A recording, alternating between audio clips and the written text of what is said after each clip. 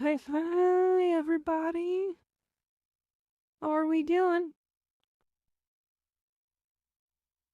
We're gonna do some. I love football. That can just be like a regular old Starties, but I loved football. And so today we're gonna do a little watch along the Monday Night Football game, the Minnesota Vikings against the Chicago Bears. We're starting a little late into the first, about midway through the first quarter. And Chicago has already put up one touchdown and a very impressive offensive performance. This is something that we weren't entirely expecting to see from them right out of the gate. Um, but still off to a really great start. Chicago did not do super well in the playoffs last year. Minnesota did, so this is a game that Minnesota was kind of expected to win, but we'll see how it goes. We're coming out of a timeout right now, and I'm watching the game live. We have the game cast live on screen, and so I'll just be kind of relaying to you as it goes of how this game's going down. But I guess I should have a. We put on some background music.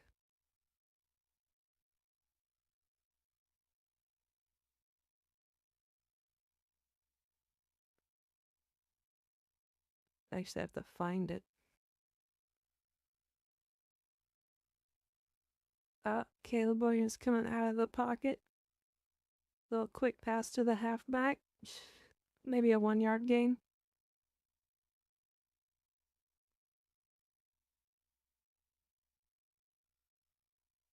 Trying to look for my BGM at the same time.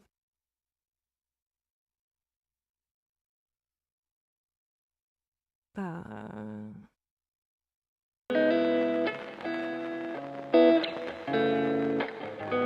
this one.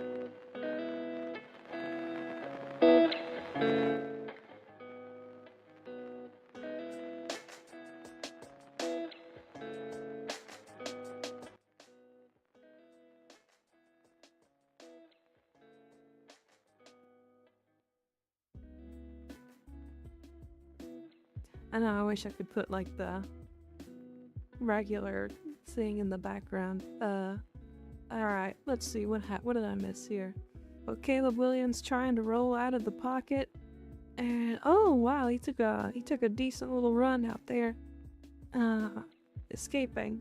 For those who aren't super football savvy.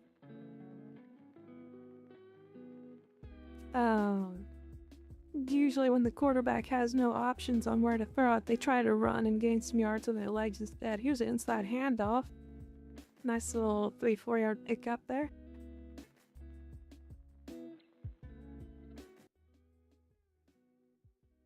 Let me do some more volume adjusting. There we go. Because I'm trying to manage like how it sounds in my headphones versus now it sounds to you guys.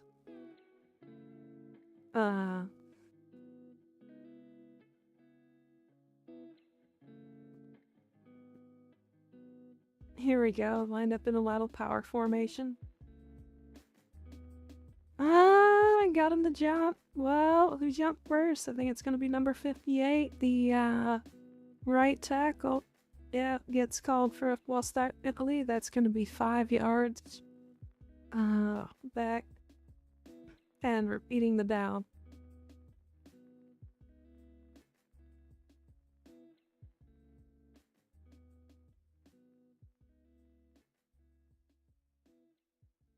Wonder, it might be better to watch it in this view for you guys. Quick pass to the tight end. There we go.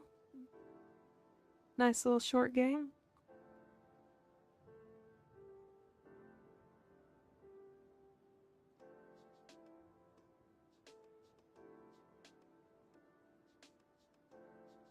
Too high look. with the safety created that opening so that the other route could run underneath. So, crossing your route. So that's a kind of strategy where you're trying to vacate the middle of the field. So you use your receivers to make the defenders kind of run away, and then you have one receiver that comes in late. And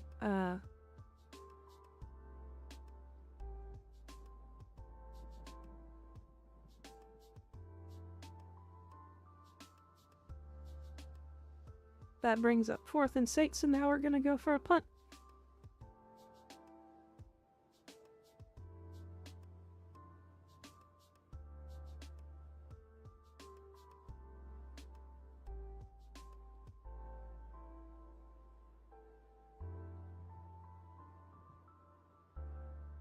Decent sized punt. Oh, man, a little extracurricular talking going on there. Everybody told to break it up, break it up, break it up.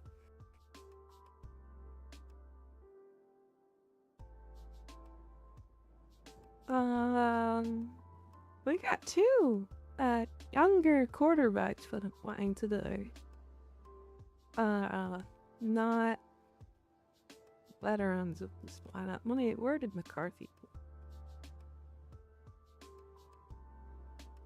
No, I still got this thing on my browser. Where are we?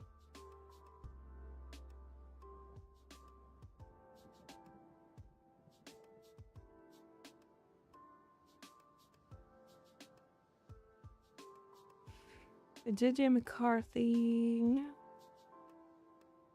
6'3", 219. He played at Michigan. Okay.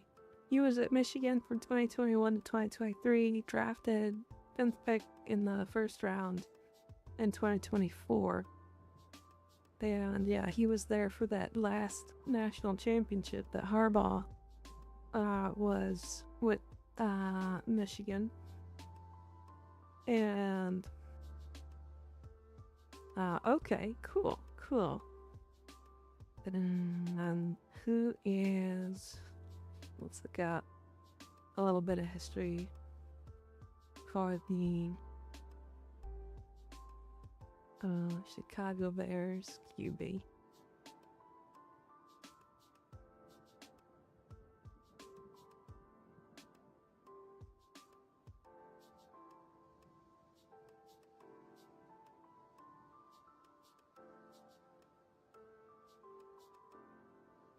Caleb Williams.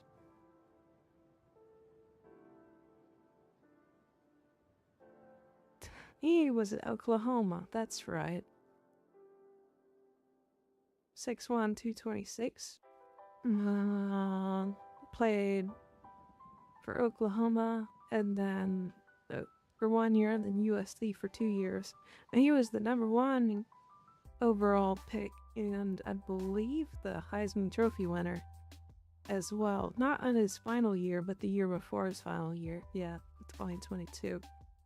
Cool, so we got 2 rookie quarterbacks going up against each other from the same draft class.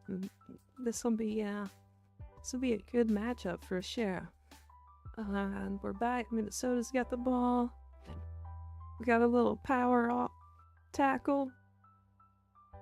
I love that. I love the toss sweep types of plays, although hard outside tackle. Gotta impose your will on the line of scrimmage, and boy, they did. The Minnesota offensive line got a really good push off of that one.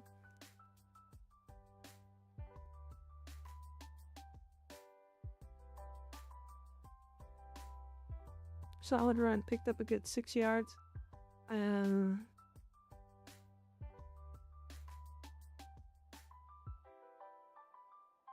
we go, another little inside run. Give Minnesota a good first down. Looking at kind of the last bets right now. Chicago still dominating the time of possession and total yardage right now, as well as third down conversions. Minnesota's gonna really need to start picking up some third down conversions if they want to start putting some points on the board, you know. First downs turn into touchdowns. Or back to a TV timeout. For those of you that never watch any football at all, oh my goodness, excuse me. There's a lot of TV timeouts in televised football now. It's not like soccer where they just play, you know, their continuous 45 minutes and then have a halftime and then a continuous 45 minutes. Wouldn't that be nice? You know, if they did something like that, but they don't. They take a lot of timeouts in between, and there are a lot of commercial breaks. It's long and annoying, and it slows down the game significantly. It really adds an extra hour onto the game. It's not necessary. It is kind of ridiculous. I don't know why they got what they got. What have we got here? Injury report. So we've got a couple of players out. Offensive tackle, defensive end, a safety, a running back, and a guard. The ACL, MCL. Oh, but that was last year, so he'll be coming back sometime later. And then a hamstring. And illness, ankle, coach's decision. And on the Chicago side, we've got a corner, linebacker, tackle, defensive tackle, and a quarterback. With hamstring gone, hamstring, coach's decision. It's kind of funny. I remember watching one game that LSU was playing in, and they put up the injury report roster, and it was like, you know, hamstring, knee, shoulder, and then it had like gunshot wound. There were 2 guys that were out of the game due to gunshot wounds, which was kind of wild.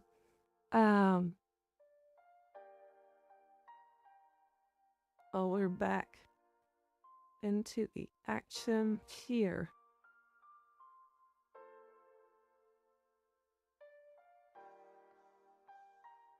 I just realized I kind of cropped off, score here. Let me fix that.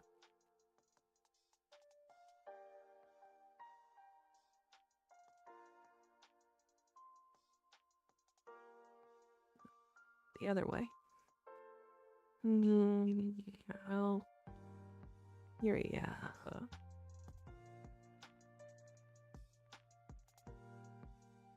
there we go. Now I can see the clock.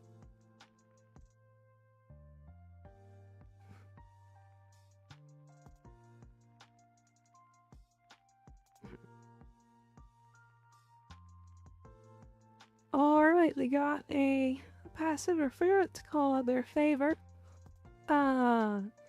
Which, let them... Basically what the pass interference penalty does is it assumes that the receiver made the catch at the spot, and so the ball is either brought up 15, or it is either brought up to the spot of the penalty, or is half the distance of the goal, whichever is, I don't know, longer, I believe.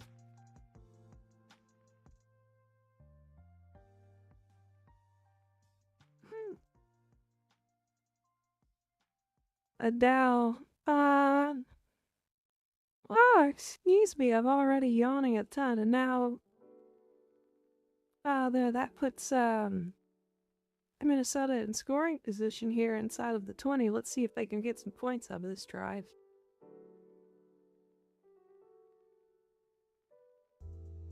Oh, inside run. Pick up some good yardage.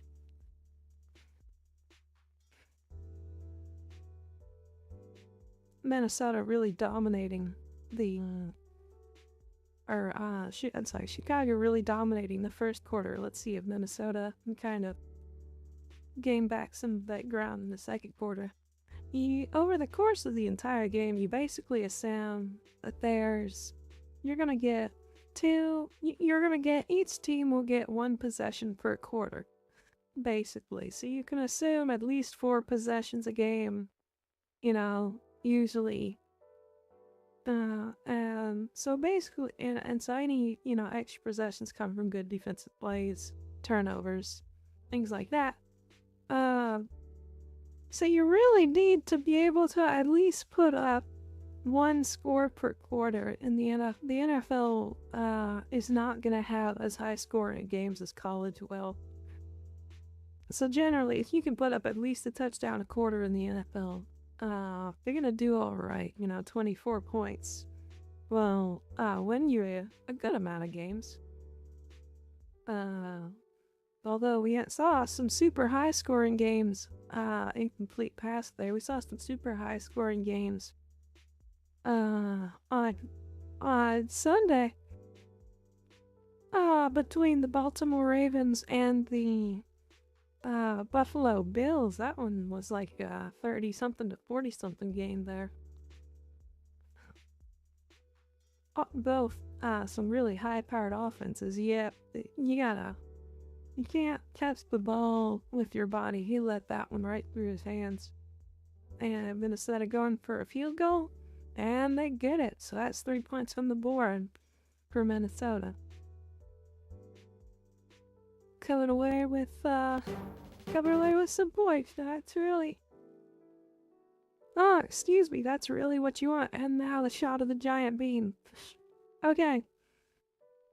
So I saw some really funny lore about the Chicago bean, and the guy that made it. And apparently there's a whole thing about it. Let's keep that up.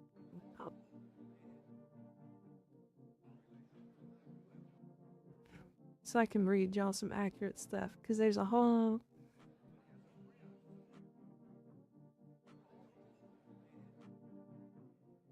Yeah, it's made by Anish Kapoor. And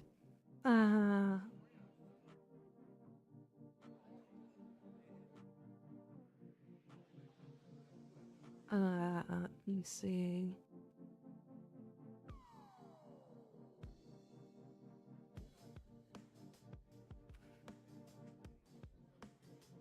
To look at the Vanta Black controversy. Yeah, Anish Kapoor and Stuart Temple. And this is such a funny...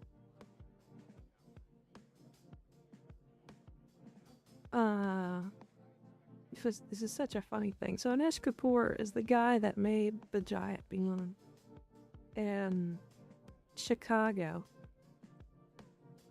And...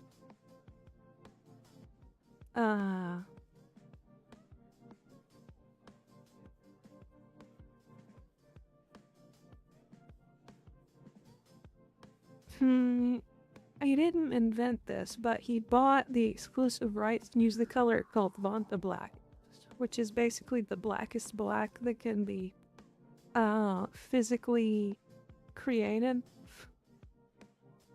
And a bunch of people thought it was, terrible and very gatekeepy, and then Kapoor's got, a lot of he's kind of representative of the elitism art world, and you have to be in this exclusive club to be able to participate. We've got a red moon out over Chicago, which is nice. And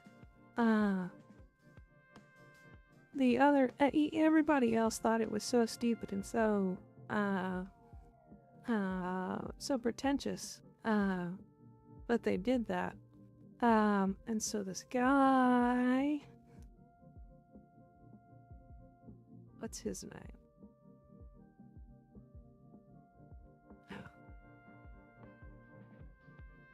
Stuart Simple.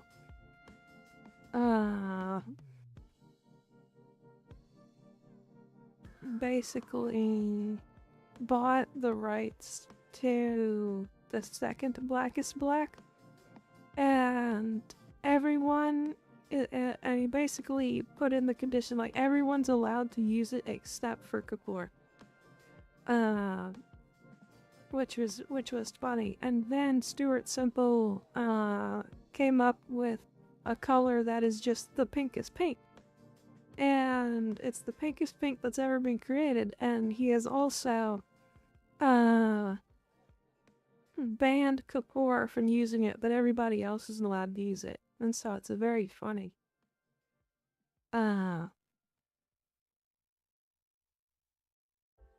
It's a very funny deal that, you know, artists can kind of get after each other for trying to own colors and have exclusive rights to colors and things like that. It's like, bruh, come on. It's a bit ridiculous. Oh, wow. Big pass completed by Chicago. And a few yards after the catch. Nice job there. Caleb Williams has got a 10 for 10 in passing game now. I swear I'll stop yawning one day. Oh, they busted that coverage. That was the corner's man, and he went downhill thinking that a throw was going to be made to the flats. He completely forgot about the receiver getting behind him. A little busted coverage there. Good job taking advantage of it.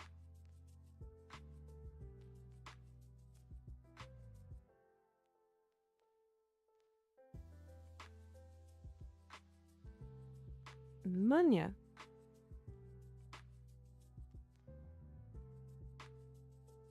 Little inside run again. So there's some back and forth theory as to how important this is, and the concept of establishing the run. Do you have to establish the run in order to be able to throw passes later on in the game?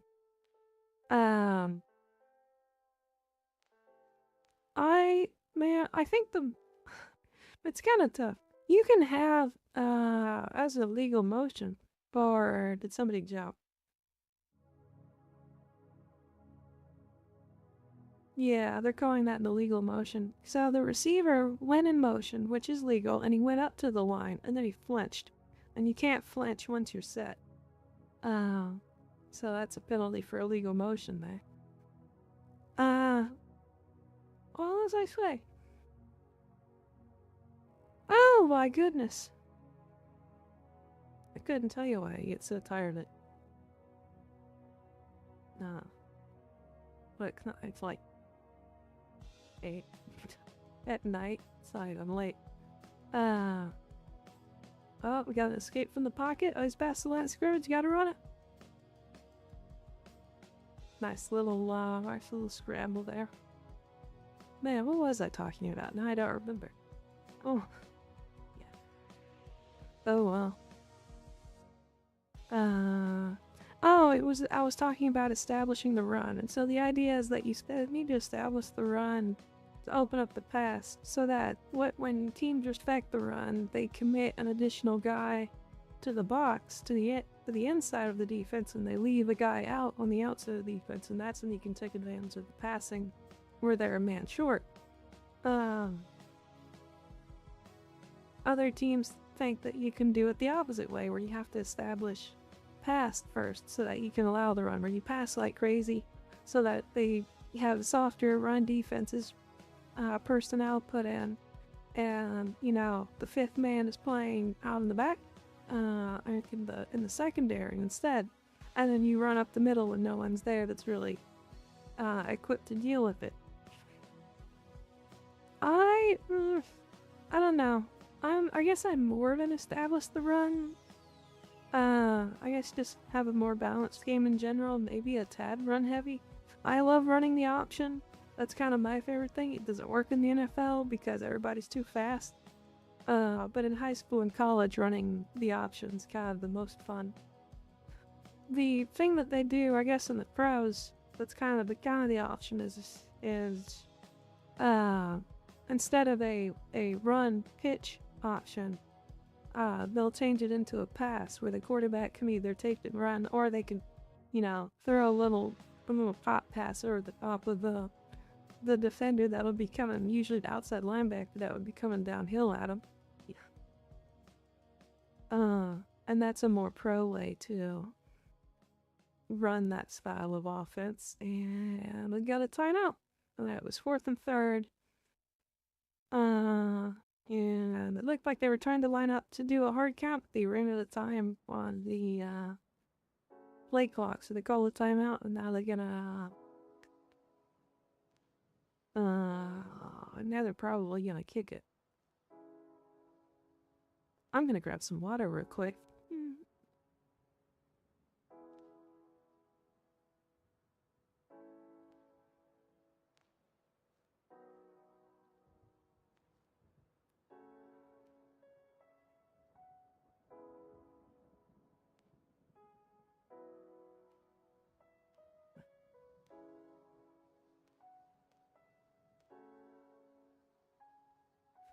We gotta say, chat, I'm a little proud of myself.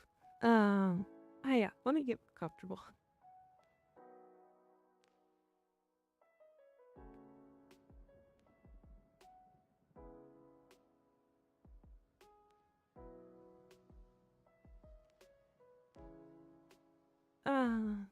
Here we go. Since we're gonna be sitting here a while, we might as well get cozy together, huh?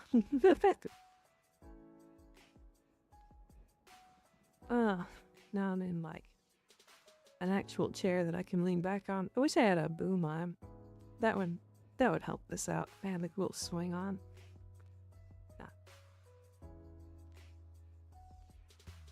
Let me bring that closer, put that down there. Yeah. My mic stand, I only have just like a regular vertical mic stand. Which is great for singing, which is what I originally bought it for. Because I used to be in a choir.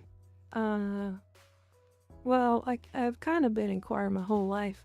But I joined a choir, and I was in it all through school, and then I joined an adult choir when I was after I graduated, and I was in the working world and too old for school choirs, I guess. And I wait, let me take this up. My microphone's not used to just sitting at an angle like this. There we go.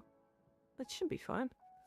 And so that was during COVID, so I bought this mic and set up similar to what my roommate had at the time, and said I could use it to record singing stuff. And then I joined the choir, and we practiced virtually during the peak COVID times. We were able to practice in person later. I was only with them for about a year, and then I haven't joined another one since then, but I still, I kept the microphone to use it for this, and I've recorded some other, audition tapes for different types of choirs that were, they were just different types of choirs. They never got callbacks from any of them. Oh, hang on. One more thing.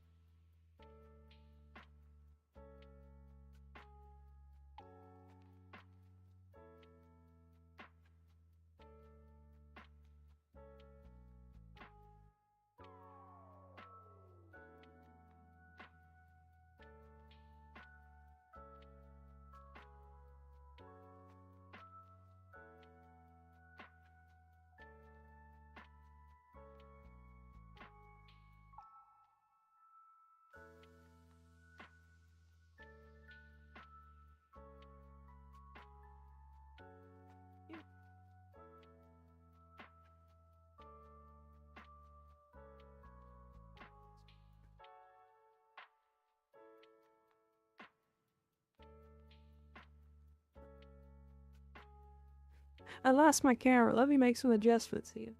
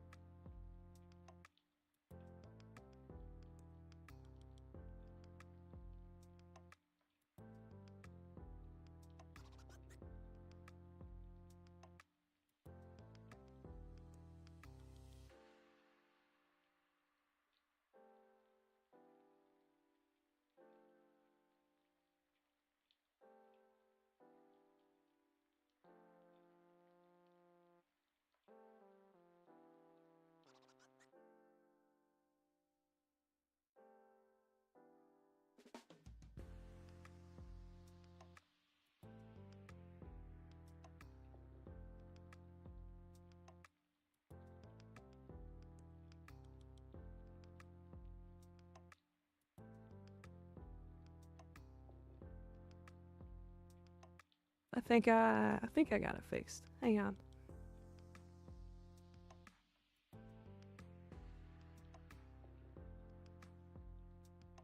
Hang on. Can y'all still hear me?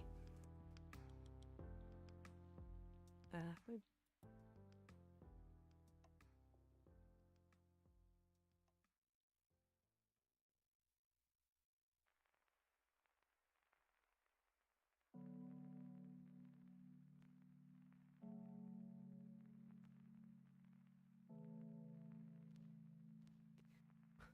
Here I am. Slightly different angle. Let me scoot myself over real quick.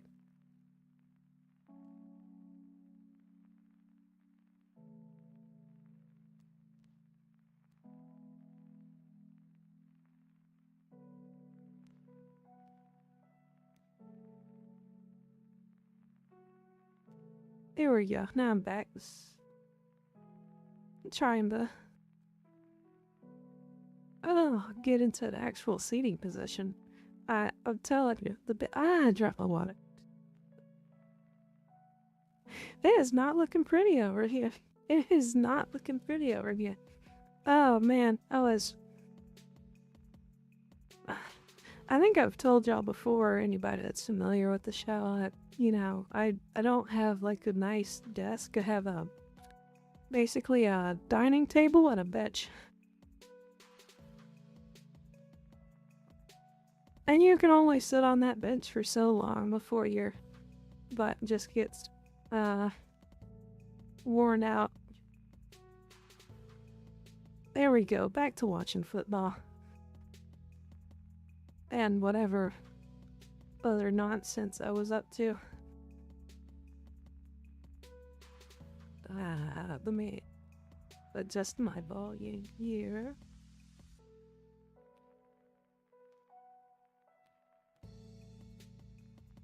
Here we go. Alright, where are we at now? Oh man. Oh, really good tip by the defensive lineman there. Yeah, some of them are so tall they can just reach up there and swat the ball like it's nothing. That's crazy impressive. Here we go. Got 6.5 minutes left. The half. 3-7. So this is definitely a close game, a more defensive game. Than what we usually see. I don't know, I'm trying not to let the microphone block my face too much. I'm gonna have a bit of a lean.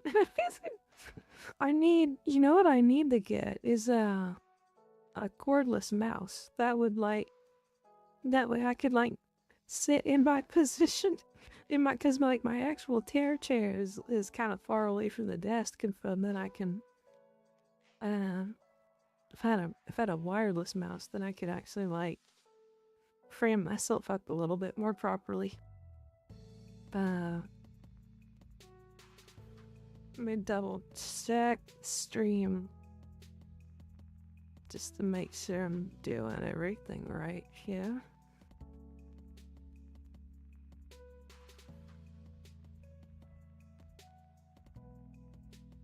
Looks like it.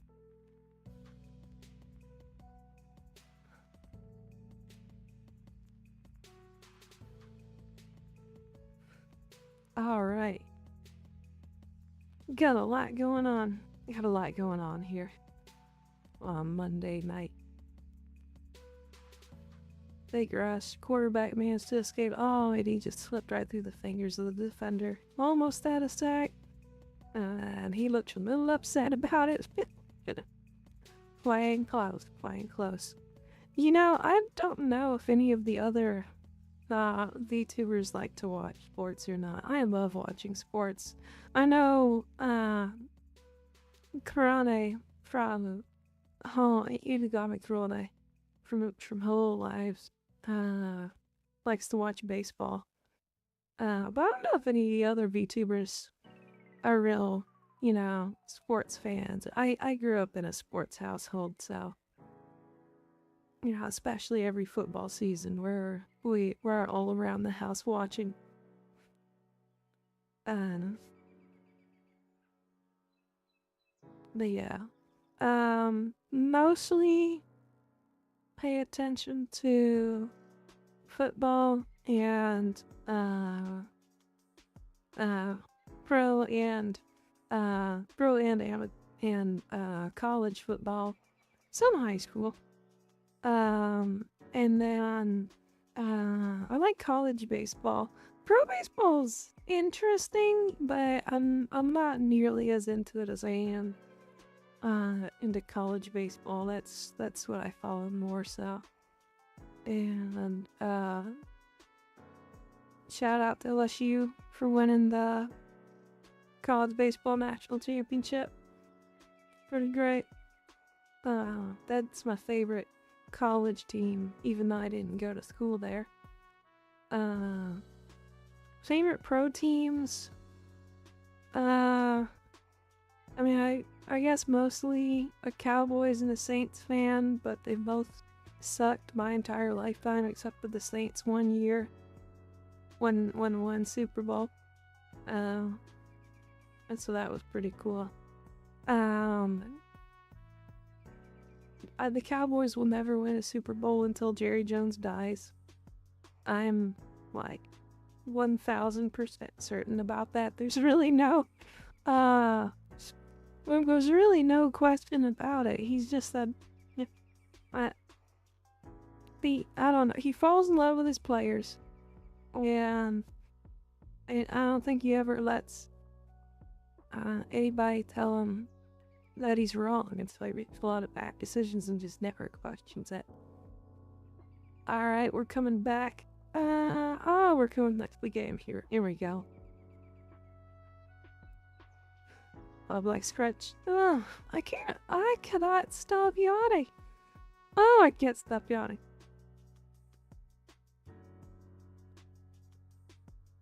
It is a problem all over America. These serious issues with non-stop yawning. Alright, Minnesota still got the ball. They are on their own 25.4. Let's see what they got. Hand off the gut bounced outside. Nice first down run there. The flag, is he gonna call holding? Awesome. Yeah, that run's coming back from a hold. So, holding is when you are illegally blocking an opponent.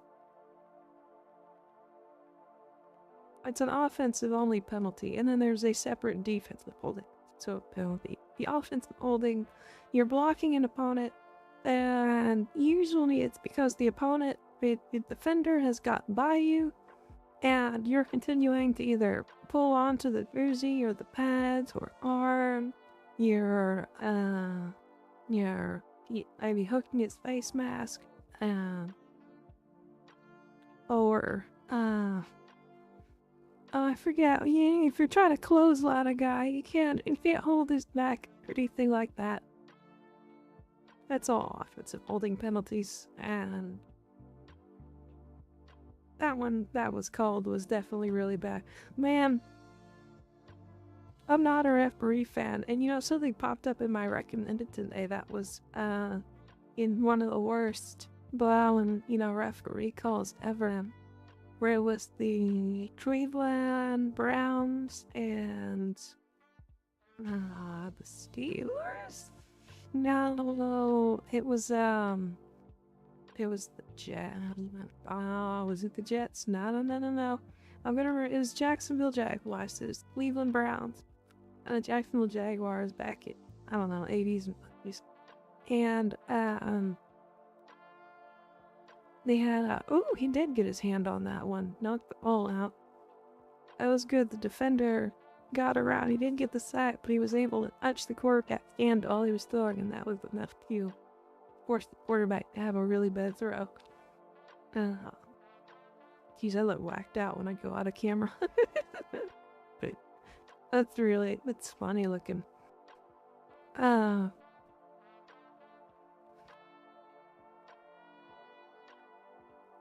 Now what? Timeout.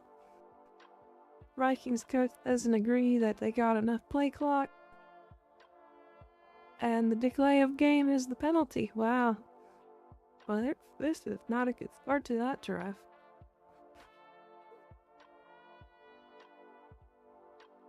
He wants a play clock reset. The quarterback wants a play clock reset. He should have just snapped the ball.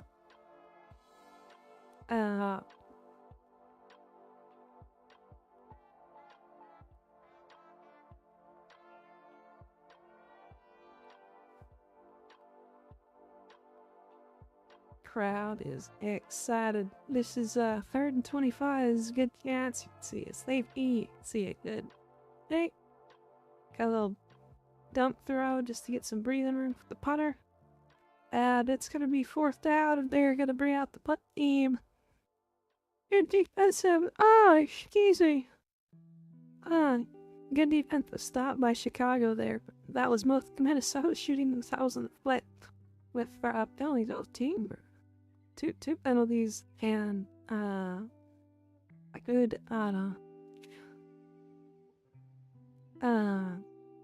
get to the quarterback and his hands. Here's how I got it off cleanly. And return Mayhaven is gonna take it. He's gonna return it. And it's tackled pretty short. No spectacular return. Going on there. Oh boy. Now I don't remember what I was talking about again. Well, you know what? While we're here, if they go to, okay, we'll say we'll go through the national park posts whenever they get to the next map. Oh, no. Stop yawning.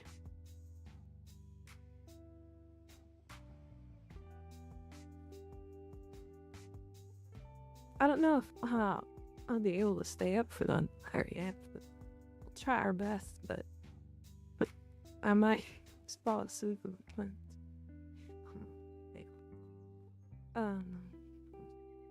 Super Michael Punch inside of the like game. Steelers beat the Jets. It's really funny. The Steelers and the Jets literally traded quarterback to me. Aaron Rodgers, but the Steelers wanted money. Mike Parsons is at the Cowboys. He was trying to get a contract extension and then trying to get a trade. I traded Green Bay. Hello. Are the Cowboys looking? Not very good. Oh, that's what I was talking about. Jay just shucked.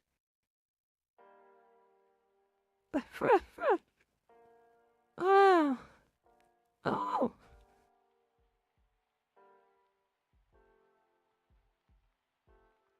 That's right. Baltimore blew a 20-point lead. Lose to Buffalo with that last little my second field goal.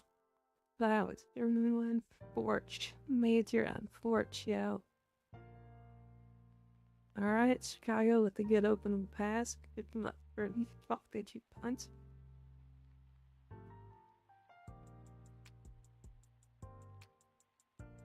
Oh! Oh, I swear, anytime you hear a break, it's because I'm yawning like crazy. This isn't quite that accident. I'm yawning like a fiend. Yeah. Are those camera? Oh, there's my camera. And this could post record something better.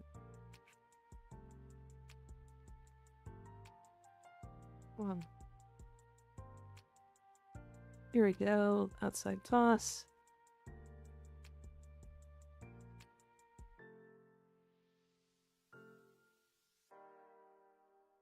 I do right now. Oh man.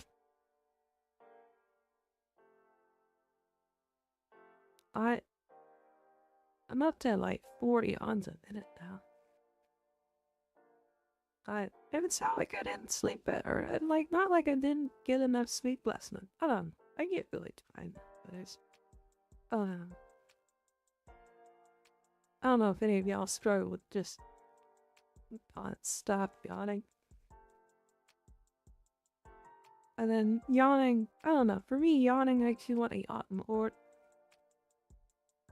Your eyes get all watery.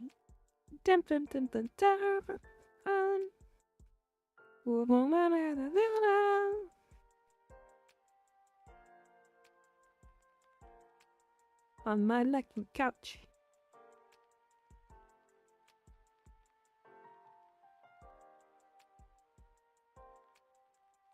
Nah, I think Monday Night Football is one of the best theme songs.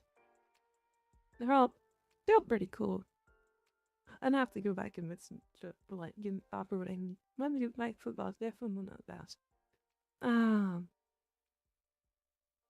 There was a commercial that I heard on the radio.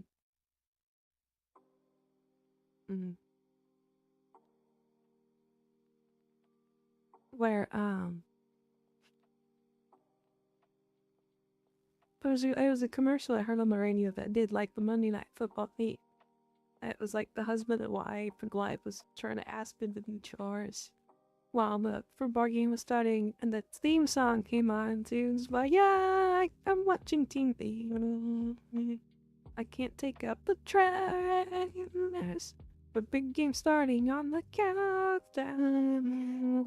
He's like, on my lucky couch. Whoa, da-da.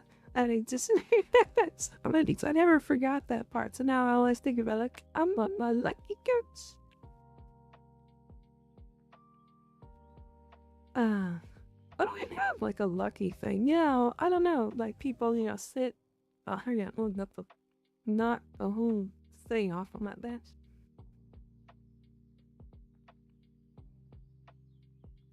There we go. My, what's it called? My fight stick was about to fall.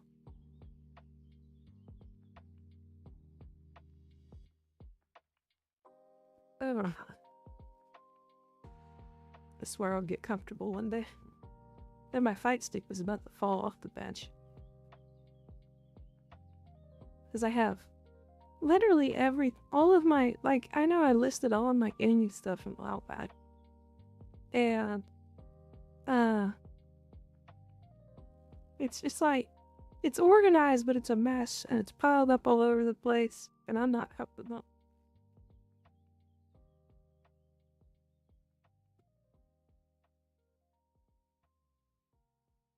Yeah, I'm gonna have to get like a swing arm or something. I'm gonna keep doing streams during, sport games, or maybe I'll just watch them really small on my phone.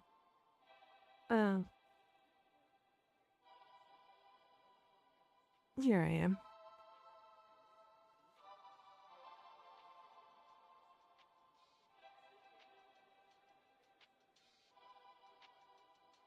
Well, Chicago's putting another strong drive together. Here, they've made it to.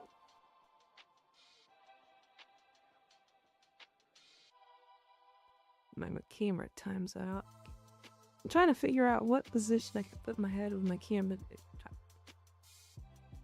Oh, that is like one. Because the microphone's in my face too, and so I have to sit in the right spot where the microphone doesn't totally block it. But trying to look like semi-normal.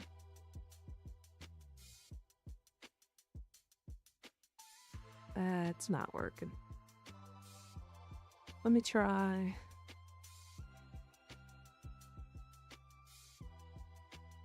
What if I've... You know what? You know what? The pillows are in the way.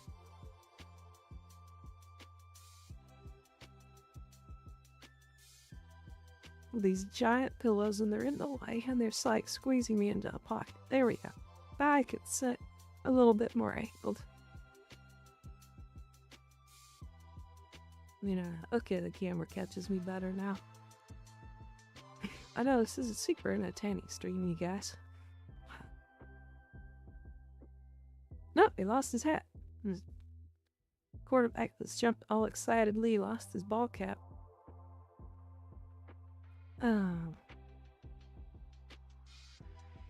So, we're under a minute in the second quarter. That's the tip quarter.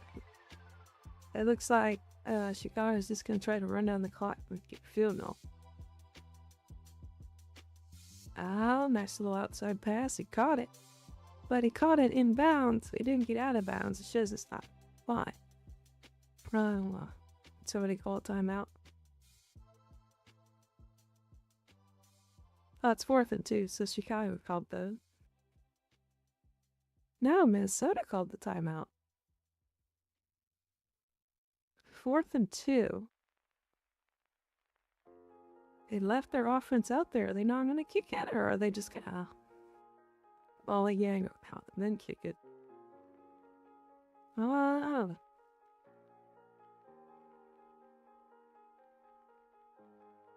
Chicago gets the ball to start the half. And here comes the field goal team.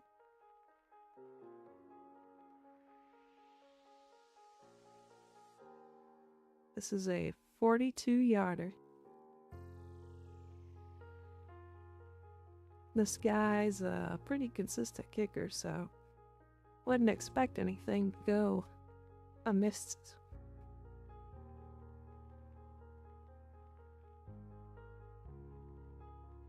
Check is up. Oh, it is a wide right. That is a wide right. It matters why. You are not 100%, sir. Everybody's missing kicks this week. There was a big missed kick last night. There was a big missed kick on Thursday. Oh, did he make late? Wait. Oh, that was just barely inside. Oh, it looked from the forward angle, it looked like it made it. That was just barely inside. Okay, never mind. So the kick was good. So now it's end of free Chicago's favor. Jeez, they squeezed that one in.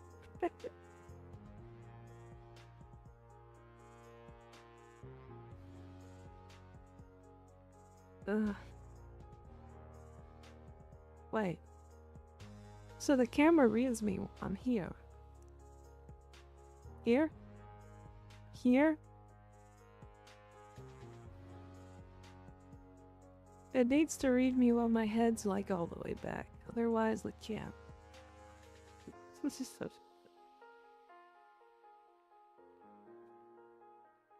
Fight. Stop.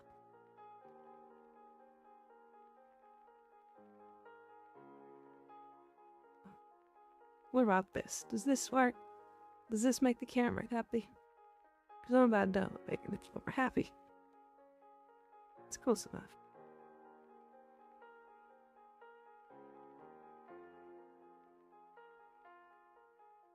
Oh.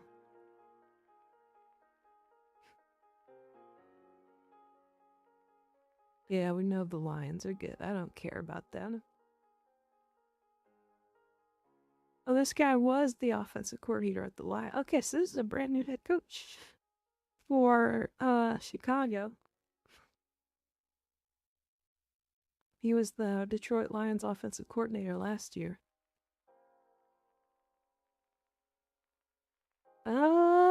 Good catch, good catch. It's out of bounds. They get one time out. There's a guy on the sideline. It's going nuts.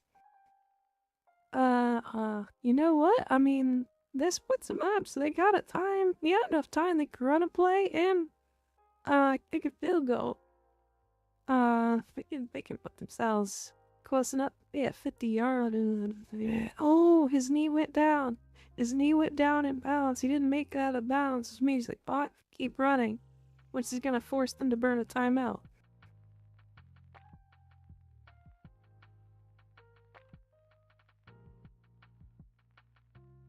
Then don't run a play, just kick it.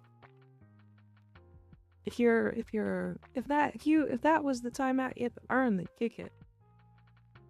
Because you don't have time to run a play and run your kicking team on. 11 seconds left. This will be 50 something.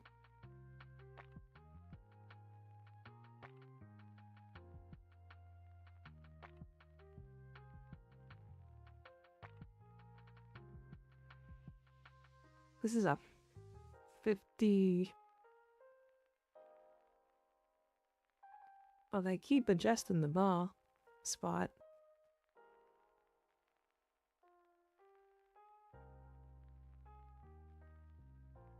It's a 59-yard attempt. This kid's career log is 50 unique. We're not super happy with where the official spotted the ball, but there's no time to review it. Alright, get your kickoff. Oh, he got it. He's got the legs, Larry. There you go. Little nice little PR for the kicker there. 6-10 now.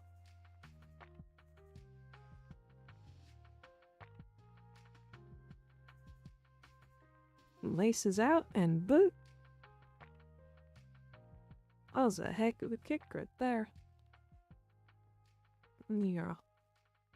Again, a decent. Hey, he had some room to go. He could have made a 60, maybe a 61.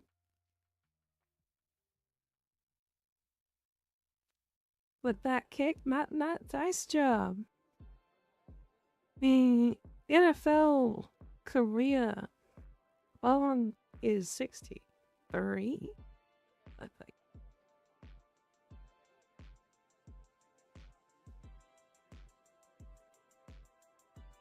It's either 63 or 64, because it used to be 62 forever.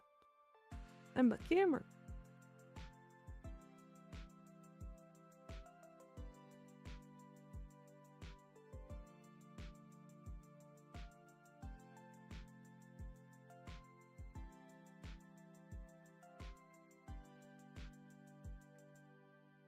Oh.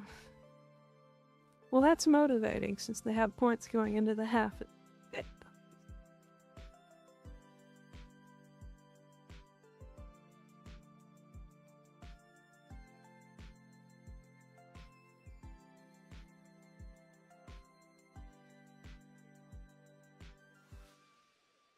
Maybe this will look better. No, it's got a bit higher angle. Ah, I swear. Well, that brings us to halftime. turn to fix Chicago's favor.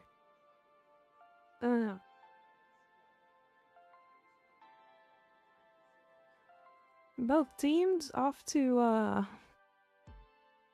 well, Chicago's off to a good start. Minnesota off a slow start, I guess, compared to how they usually look.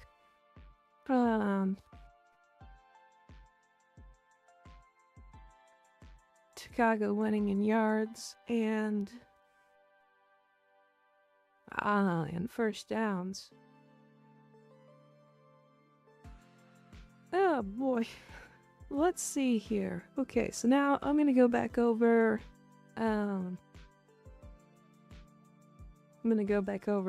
the I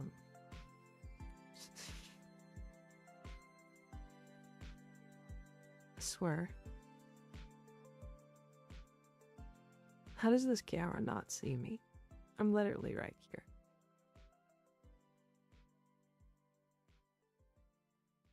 It's because my face isn't pointed out. I need to, like, be able to leave it here. Calibrate where it's looking at me. I don't know.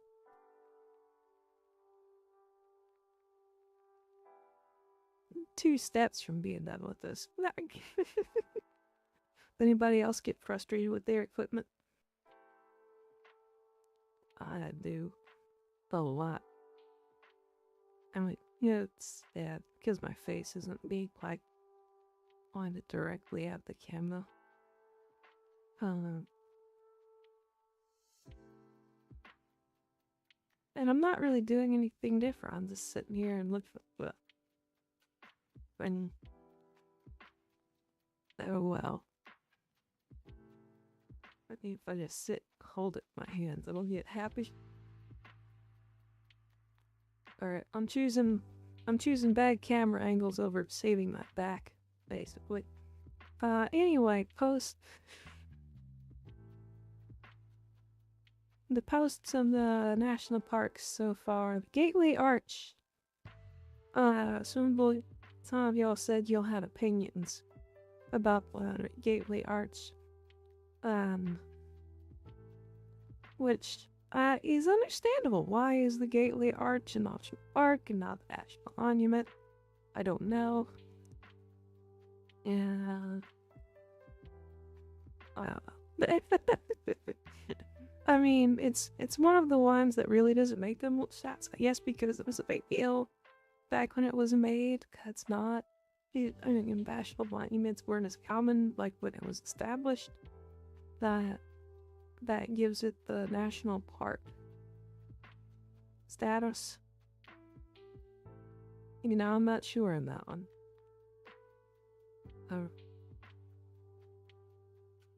If I pull the microphone a little that season. Okay, maybe this was isolation. The Let's Go Fishing Junior Ranger book. Y'all should have, y'all saw me fill that one out a couple of streams ago. Which was fun.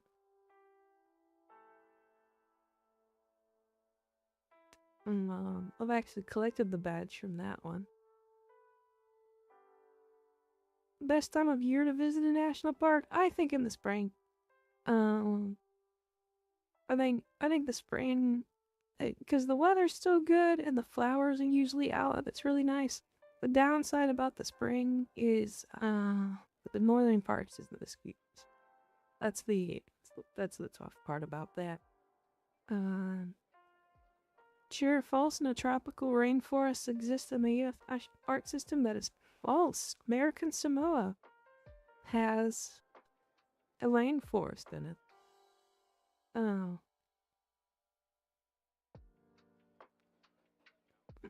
And I should have got my thing lined up.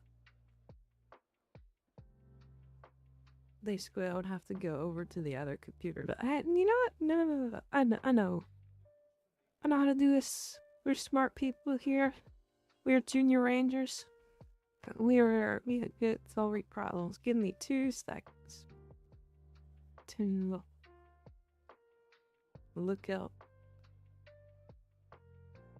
my stuff.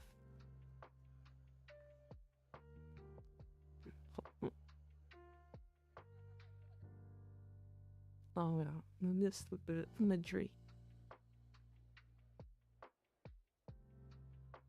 No.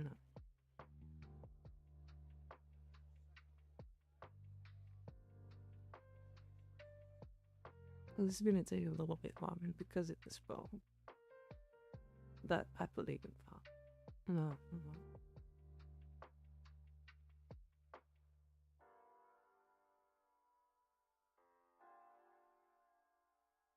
Next one more. I'm not sure which it is.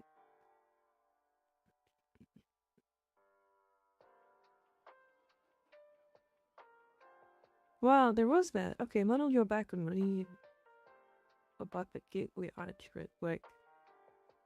And make sure my line is still connected.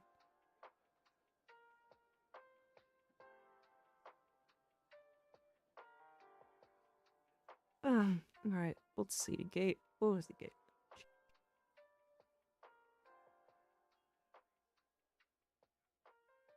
Gateway Arch. Built in the 60s to commemorate the Lunacy Park expedition initiated by Thomas Jefferson and the subsequent western expansion of the country. The nearby old courthouse across the Greenway to the west of the arch is the original site of the Dred Scott case about slavery. An underground museum describes the arch's construction and the country's westward expansion.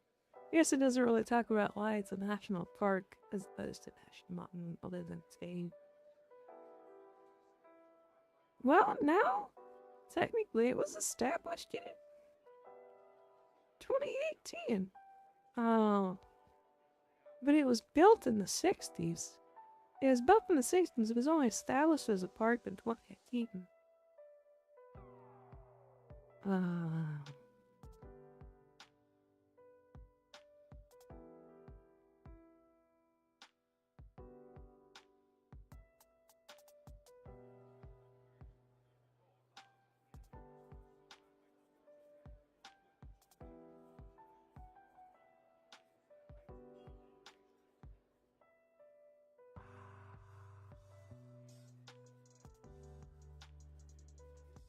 It was originally designated as a national memorial.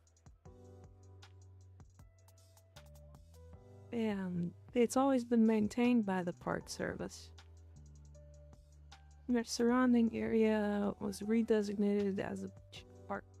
It's controversial due to the nature of the site. Yes, parks typically considered landscape and significant opportunities for nature and recreation.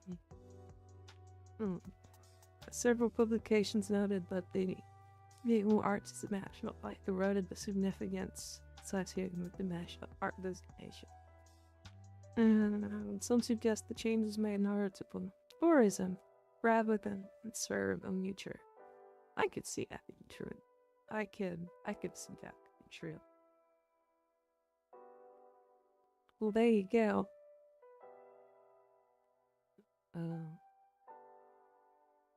Flower the Gateway Arch. And now back to the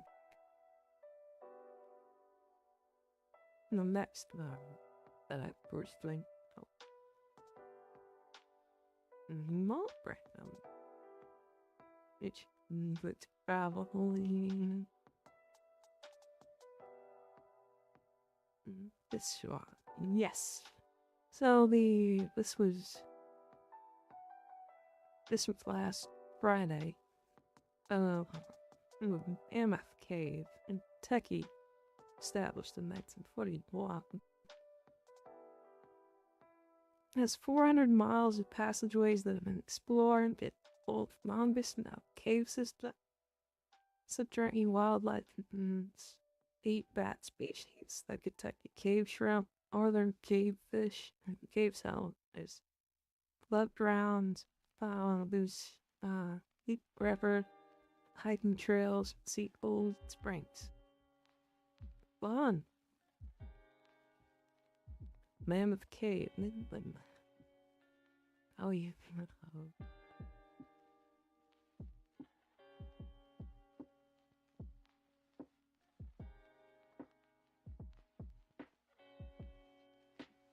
Some voice play. Oops, stand.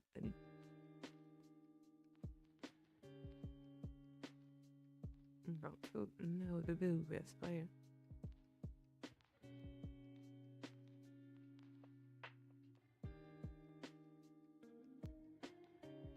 Oh, I think it's. Yep, yes it is. That is Great Smoky Mountains. That's North Carolina and Tennessee, established in 1934. Great Smoky Mountains, part of the Appalachian Mountains, F-wide, the range of elevation, making them home to 400 vertebrate species, 100 tree species, 5,000 plant species. 800 miles of trails, including 70 miles of the Appalachian Trail. Awesome fish horseback ride, and the historic structure on the park. Very lovely. Well, and the one before that was the one. I'll say, you see, because it starts with an because it's the Florida Everglades, established in that group. The largest tropical wilderness in the United States. It's mangrove, the tropical rainforest ecosystem, in the western states, home to 36 protected species, including Florida panther, net, farkabout, and West Indian mant. Some areas have been drained and developed, and are restored projects to restore the ecosystem.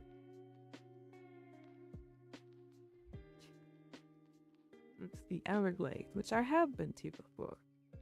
And the one that is Acadia National Park in May, established in 1920. Covering most of Mount Desert on the coastal islands. Acadia features the tallest mountain on the Atlantic coast of the U.S. Peaks, fishing shoreline, woodlands, and lakes. They have freshwater, STA forest, and intertidal habitats, which is kind of cool. And then we have the bat activity, which I have not finished filming. What is check out. I don't know. I think it's one of our more intensive ones. It's kind of large. But and with wildlife, would you be most excited to see bark bears, elks, wolves? On eagles, personally wolves for me. Let's add a distance. Assuming we're seeing these at safe distance, I pick a wolf. A lot of cool things to see. Woods National Park has an elevation of 6 feet above sea level. That would be blades. Yeah, Peacock out here. Let's go out to switch 10 minutes ago. Yes.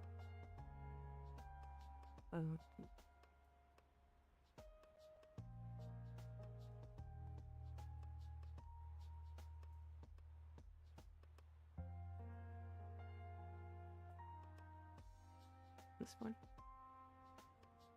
And then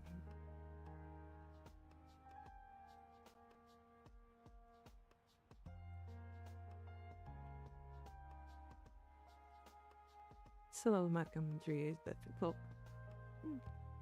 Safe.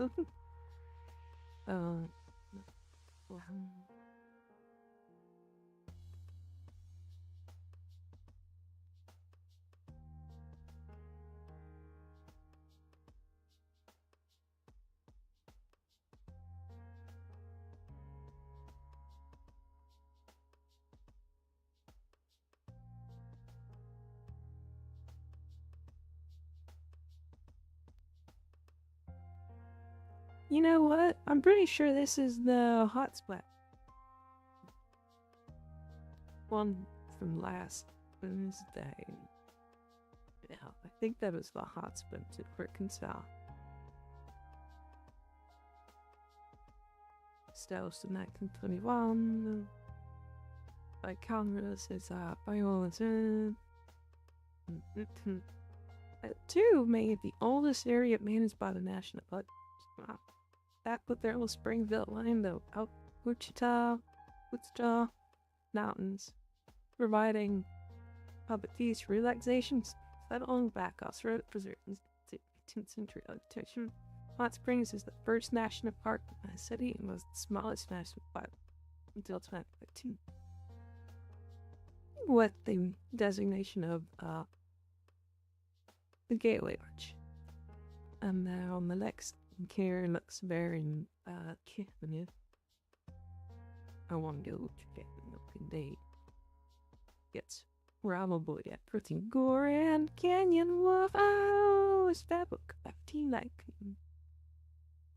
Grand Canyon called by the mighty Colorado Rivers, 277 miles long, mile deep, and 50 miles wide. Millions of years in a regional result of massive three-tiered chain exposing obstructed layers into Colorado plateau and mesas can revolve visible crown. Trails that descend into the chain or north and south is made to this. Pretty picky. I've heard a lot of people here to be not done it before, but I have been to the second largest canyon system, North America, which was the Ballender. Do you know how? And the one before that, Blade Shore, is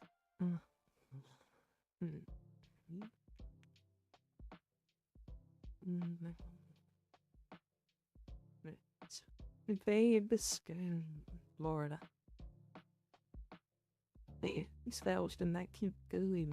Central part of the Biscayne Bay is mostly underwater, but these has four interrelated marine ecosystems: mangrove forest, the bay, the keys, and the coral reefs.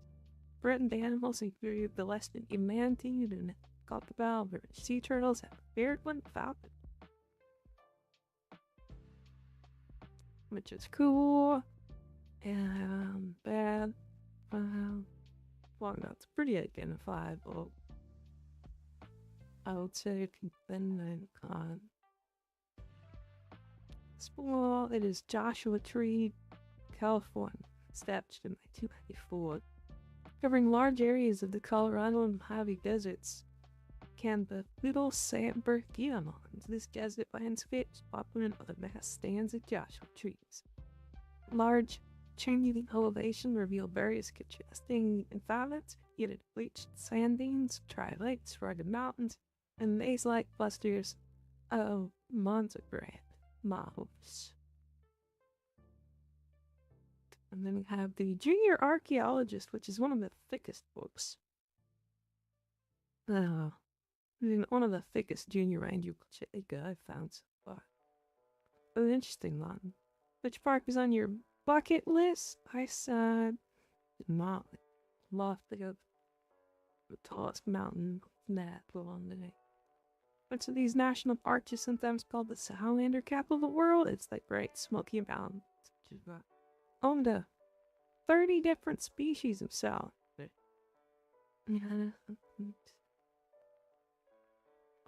Is that caught up yet? I don't know. I can't now because I'm spotted Sequoians. We have one more.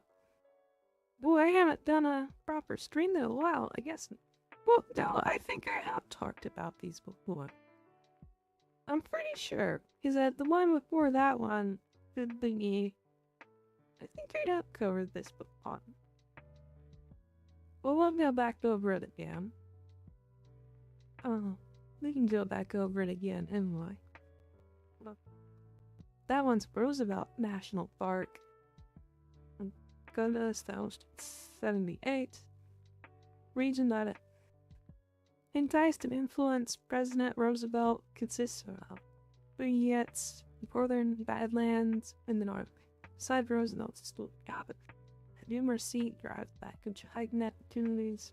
Wildlife include the bison, pronghorn sheep, bighorn sheep, and wild horses. Okay, so you can't see wild horses somewhere because I've been to parks out once and I've seen bison. I've never seen a horse. And I know where I can go to Roosevelt National Park and go see some wild horses. That's just cool. One before that one's a pretty obvious one. True white horse.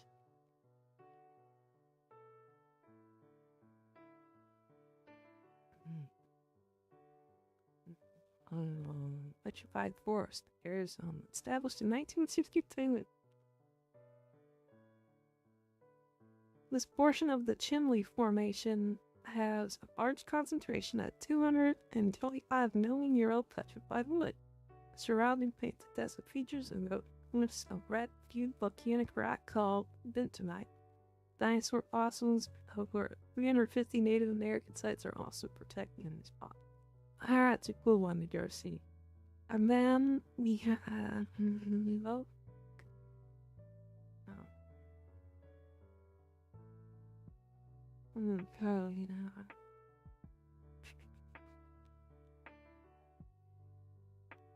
The Beard.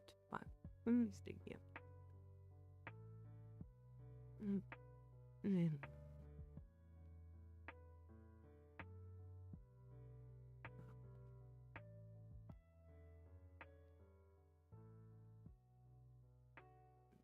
Done. That one.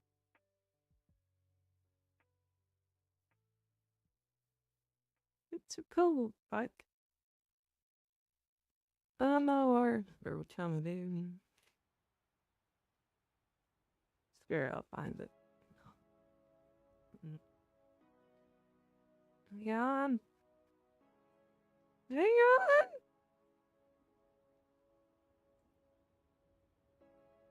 Wait. Oh, man. I missed it.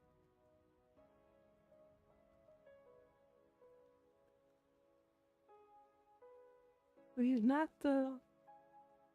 Now it's...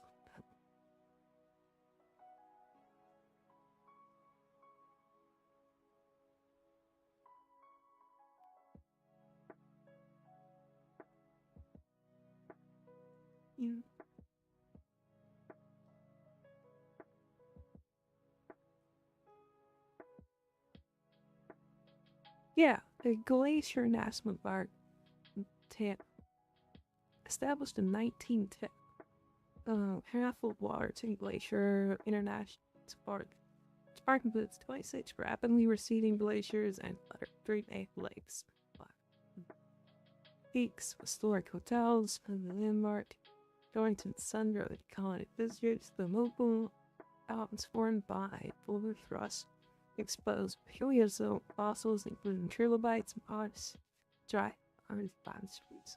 The park is also home to Triple Divide Peak, which hits back on the watersheds of the Atlantic, Pacific, and Arctic Oceans.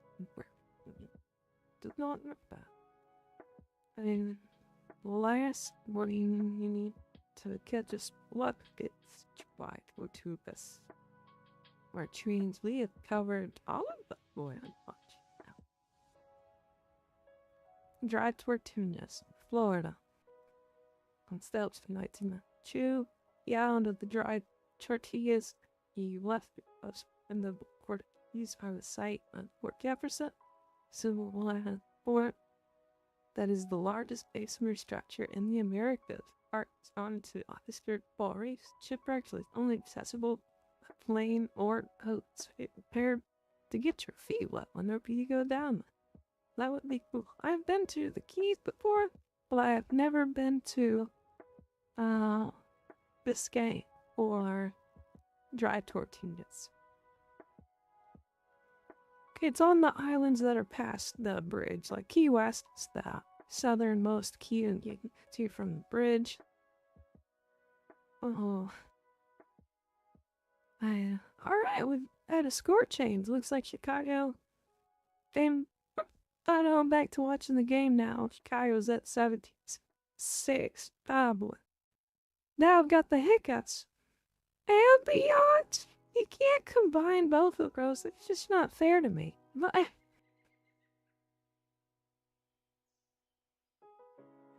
It's a struggle over here, I swear.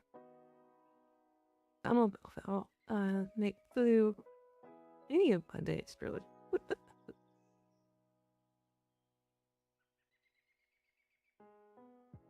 Oh my goodness. Alright. Minnesota is trying to answer for the touchdown. We've got 12 minutes to go in the third quarter. Cut back handoff. So a cutback is when you basically everybody runs one way and then everybody else continues, all the blockers continue to run at that same direction, at the ball carrier heads back the other direction and kind of defense gets caught running the wrong way.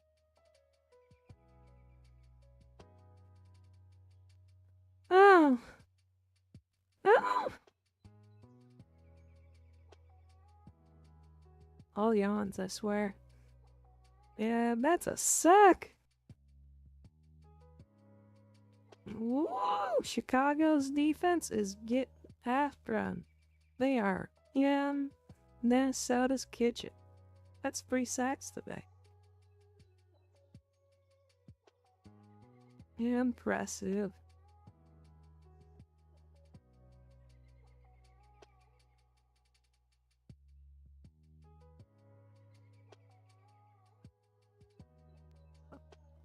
Hey, I've got a fan.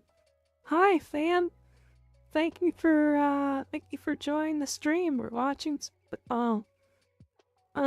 Here, and I'm giving somewhat commentary. And oh, we couldn't get the snap off, so I love that happens when the center's not paying attention. The guard's not paying attention. The quarterback's watching the clock out. He starts clapping for it, clapping for it. They never pass the ball and take a delay game penalty. Because it's too loud in the stadium. They're playing in Chicago, and he can't hear. It's like, snap it, snap it, snap it. And he won't snap it.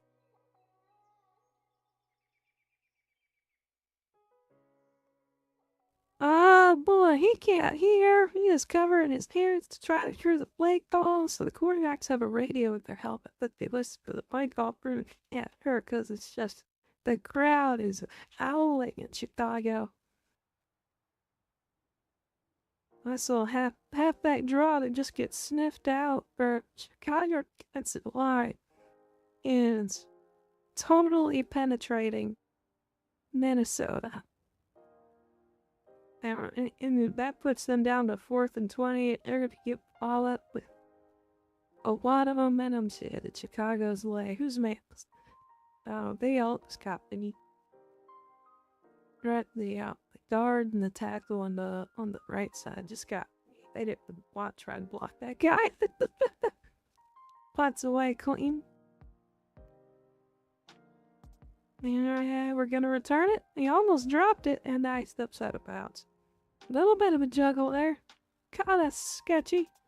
Not what you want to see, Taylor. You know, it's interesting. Well, let me go first. Let me. That was grocery shopping. That seems fake. That's what's beautiful about being a VTuber. You're digital. You don't need to pay bits and bytes and data. I don't need real things.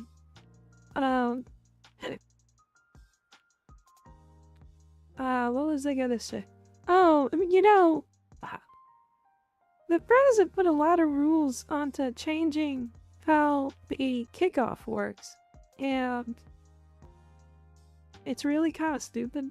I don't know what it's kind of funny because I've heard people say is that the goal is just to ruin football, which I'm not totally opposed to that idea. Yeah, the pros have kept changing the rules of the kickoff to make it very complicated, and you can't totally understand whether or not you know, you have to kick it to a certain place, you're penalized now. If you kick it out of bounds, that's somewhere between about 1 and the 30 to be returnable. Otherwise, automatic for a catch. They don't want to return it, but it's a penalty. If you kick it out of the end zone now, I don't know. And they screwed it up though. You know, so it kicks from a closer distance. and the the blockers and the tacklers don't even run very far. They line them up 10 yards apart from each other, which is dumb.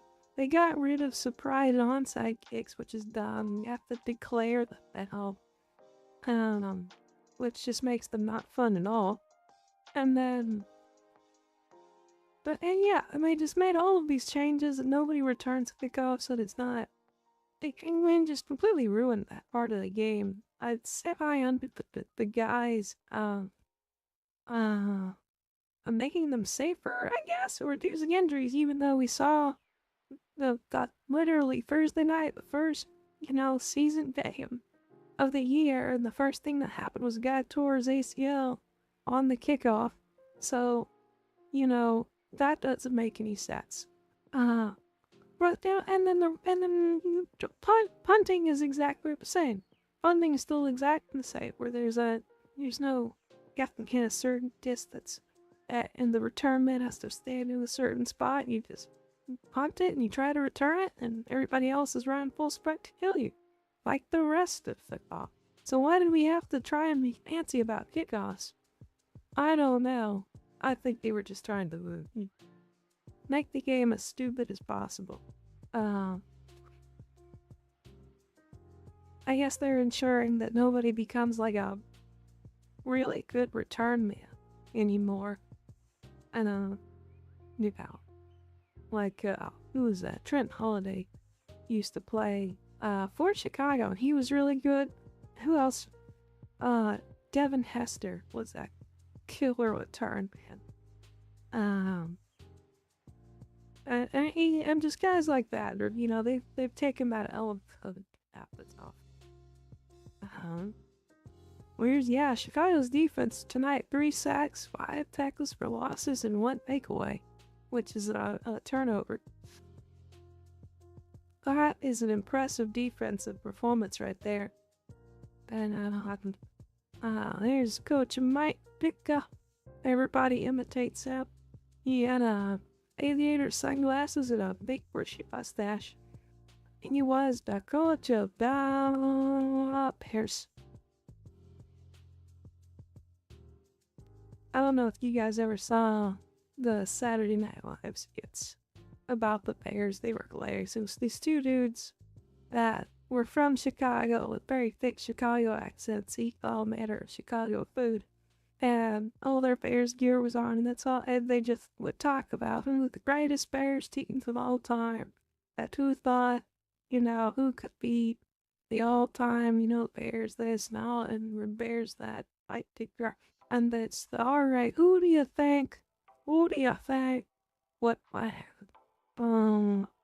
game 11 tiny bite, because over the entire 1940s Green Bay fence. Boom. I'd have to give that one 72 to 3. Da Bears. Yeah, that's just what they did. They had giant mustaches. They drank the and ate sausage. Well, it's very funny Chicagoites. Says the clown history. Okay. Alright, if the Bears pick up some points on this one, it's really gonna start with the KOI.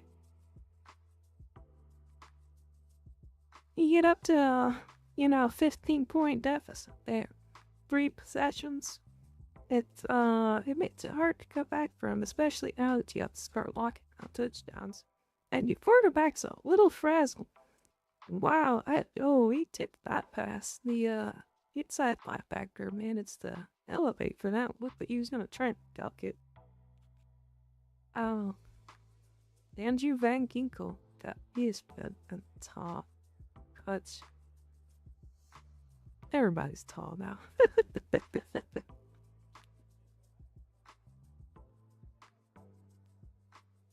Oh man. Well, I pushed Chicago. The Vikings managed to push Chicago up to a 4th down, so that's gonna bring out the punt team for them. So good job on avoiding Chicago widening that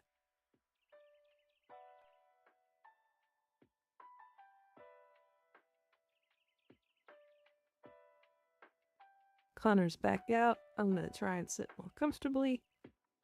Not straight my neck here. Punts away. I tripped him though. Is gonna be a flag for touching the kicker. A little bit of gold. Let's see what the penalty comes up as. Oh, never mind, no penalty.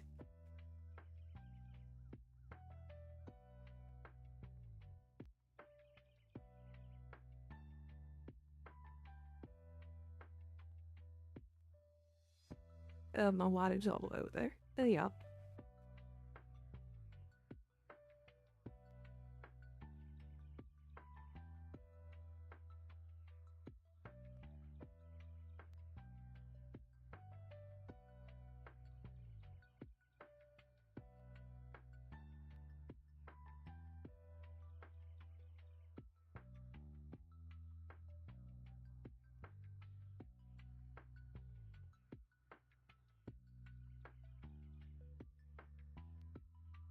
And now we sit through 4 Samuel L. Jackson commercials about what speed. Oh, hold on. Sponsor me, Capital One. I have a viewer. Hello, viewer. Don't you want to buy a Capital One coin? Maybe.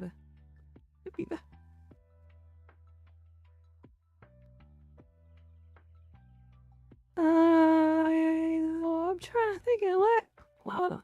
God, let's see. There we go. Just out there. For a bit, I'm still living off of, like, pizza from Kit Kat. I'm kind of one of those that don't want to cooker shop super often. So I go, I don't know, where is it? Oh, okay, that's an empty. Well, oh, that should show that. Oh. I'm one of those ones that doesn't like to,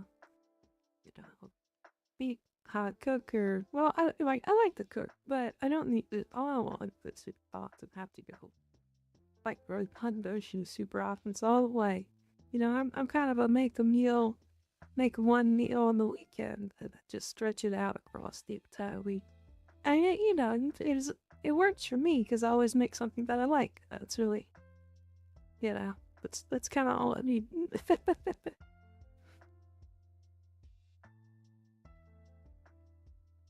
All right, 7 minutes left in the third quarter. Game is still winnable for Minnesota, but the odds are not in their favor. If they don't come up with points of mispossession, any points of mispossession, it's going to be difficult. They're starting off with a drop pass, which is not great.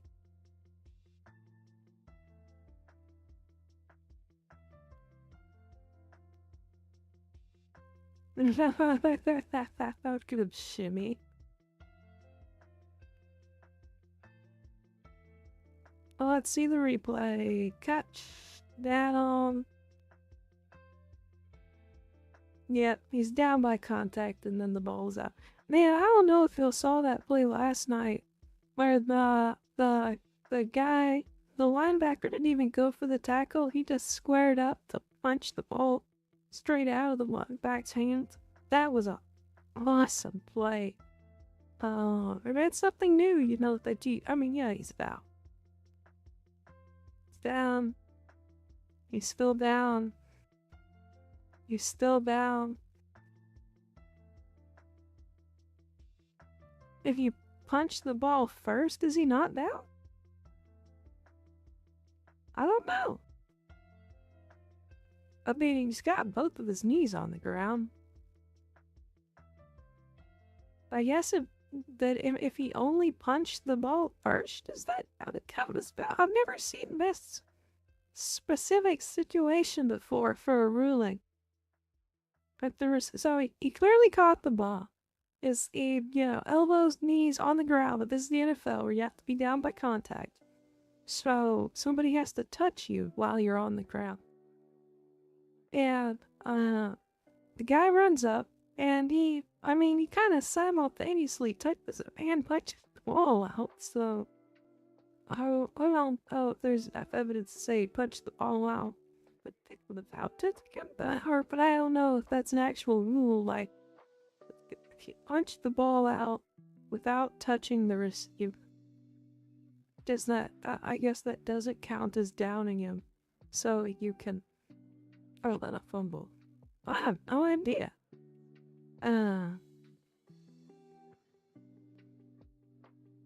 Well, anyway, yesterday the guy just punched it out, even go for the tackle, which was very impressive. But a full commit, and it was the perfect kind of bang bang scenario because the receiver stopped and did a breakdown because he was paying for a tackle, and then he realized too late that the guy was only going for the punch. The receiver wanted to smash right through. Then the punch would have been at the wrong angle and it wouldn't have mattered. Then he wouldn't have been able to make the tackle at time either. So that was a neat thing to see the other day. I don't think we're gonna have a controversial church ruling in this. We'll see. But I have very strong opinions on how the NFL rules whether or not things are catches.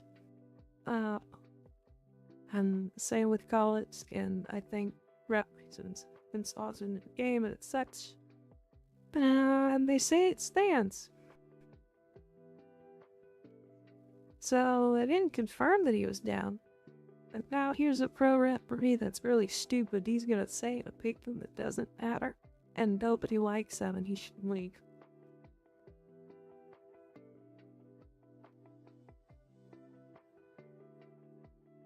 Here's a screen. Got a block. Alright, I picked up a bit of yardage.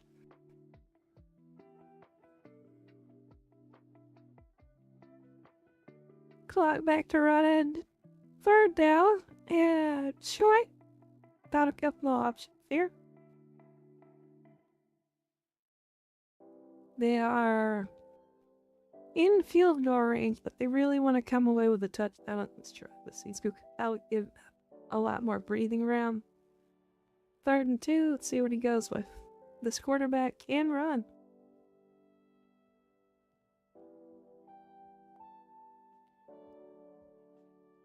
Step back. Alright, just a little short turnaround routes. Oh, he dropped the ball. Oh, he dropped the ball. That's an incomplete catch, and it is 4th and 2, sir. Kick your field goal. Yep, caught it. Got slapped in the back. And oh, stripped. Don't have some hands on it, man. And that ball stripped right out of him.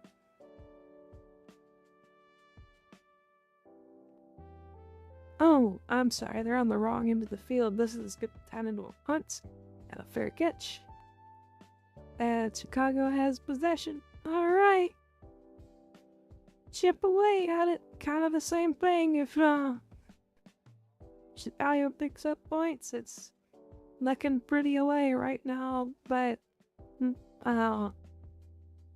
Minnesota definitely needed at least a field goal out of that possession if we were gonna start reeling in the sleep.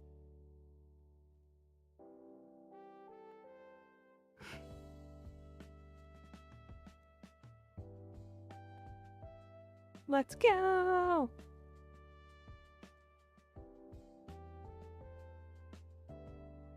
The Vikings have all 3 timeouts. Chicago's gonna keep running the ball, which they've done pretty successfully so far, and they're just gonna chew a lot of clock through this 3rd quarter.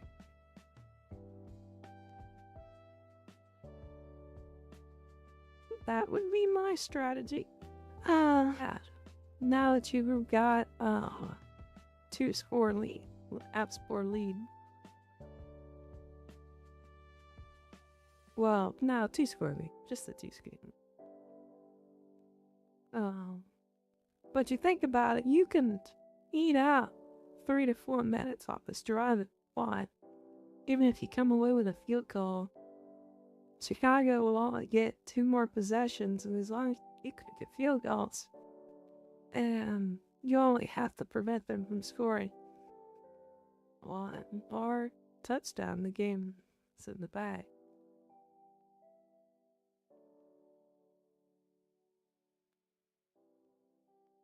Oh, right. Back to the yawning.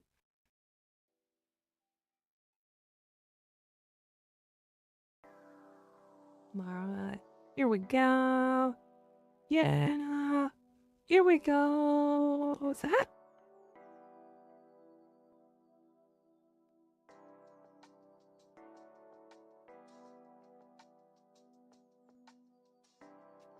Man, Caleb Williams is a little bit wide in this release time, but doing better. Yeah, 2.5 seconds, really, not quite 30 seconds. In the pocket. After the snap, quarterback TV the need to get rid of the ball. That's about how fast the defender's gonna get that. Now the quarterback took off running and picked up a first down. Looking like it's gonna be a good chance to Kolu with points on this drive. Wow, a young... Well, I guess, yeah, but current Caleb Williams, who's wearing a helmet, looks a lot like that Dak Prescott right now. I guess it's because they have the same kind of facial hair and facial structure.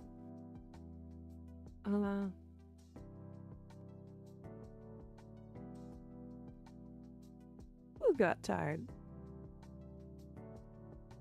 Oh, their linebackers get when they use, and he's like, Coach, I don't want to play no more. I'm tired. Take me out on the cart, yo. There's a funny comic that I saw forever ago. Where this football player was just like a pile of dust, you know, and then like 2 eyeballs and a helmet.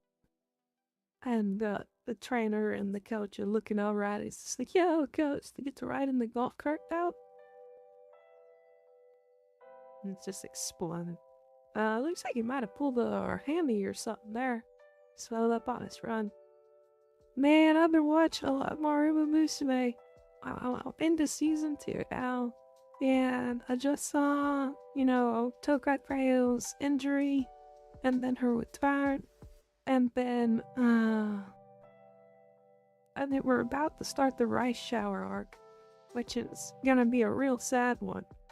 I'm looking forward to it, but it's really fun though, getting to, like, I know she gets all sad about being ill and stuff. I would have loved that if I had like a sports career where my, you know, claim to fame was that I just ruined other people's chances at dreams.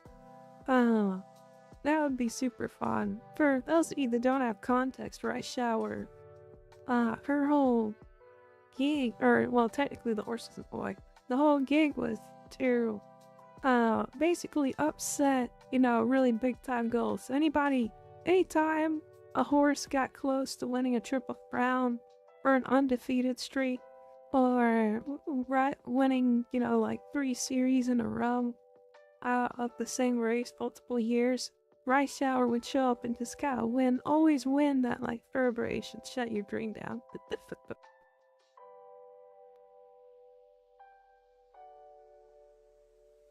Good surprise horse. But now, yeah, Toka Teo's gonna have the comeback race. Yeah, who's it? Yeah, Megiddo McQueen beat her. Then Teo they both got hurt, and Teo got upset and lost, or no, reason the race because her goal was to be undefeated. But now she's finding a motivation in face of the rivals, race fans, and just kind of come up with other reasons to run, which is always really cool. It's inspiring. Inside of 2 minutes now in the third quarter. and Chicago's still putting their drive together. They're out certainly in field goal range. Picking up another first down and just powering. They're opposing their will on the defense. That run game has not been stopped all day. They're going to continue to go to it. They'll chew up that clock. Dang, he just bullied the safety. Pow! Just lowered his shoulder, cracked him. Oh, man. That's a beast right there. Heck of a run. That stuff is so fun to watch, and you just see two big bodies go into the line and just crush each other.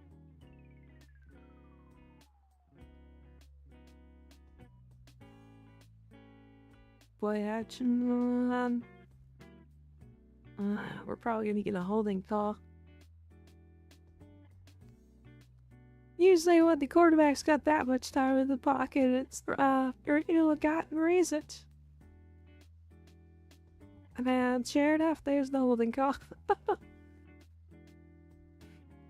gonna have to back that one up, sir. Try again. Let's see what happened. He didn't get his hands inside.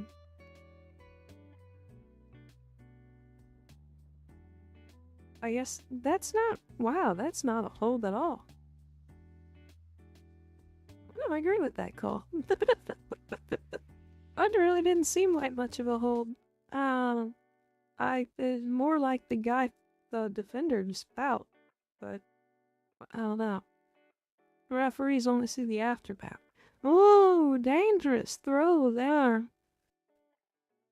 Wicket real close to an interception. And bit of a risk, Not sure you should have taken that one. Alright, came up as an incomplete. The throw really high.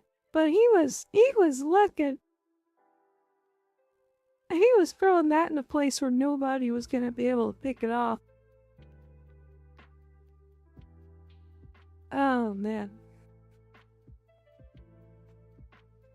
Oh, I need to spit in camera view. I keep disappearing. No, come back. I swear, all I'm doing is sitting in a chair. I don't know why the camera just exploded. And another penalty on the play during the scramble. Grounded?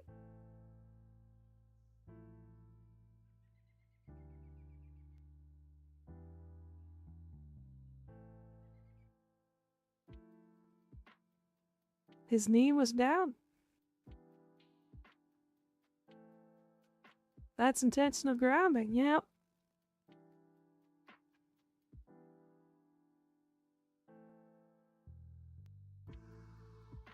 Yeah, that's an expensive one right there, sir. Could have had a nice easy field goal. Instead, you just did too much.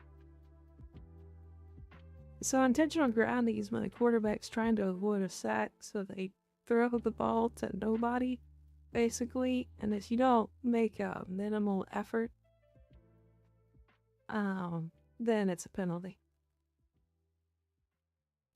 That actually puts them out of field goal range. And this throw will put back in it.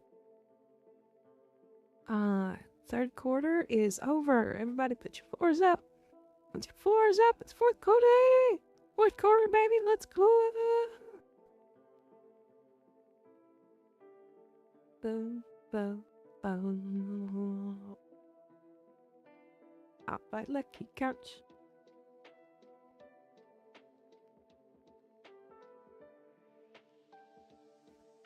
Let me look up the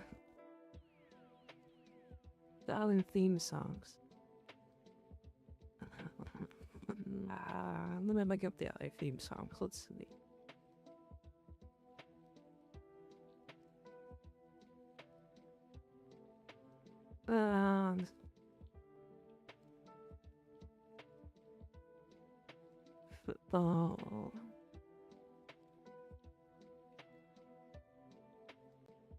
theme song. Comparison. Let's see here. NFL on CBS. Definitely a classic. NFL Network. I don't watch that one very much. That's what the Owls.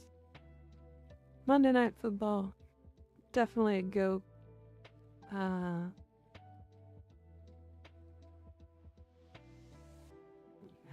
NFL Red Zone. I don't know. I don't watch it. Oh,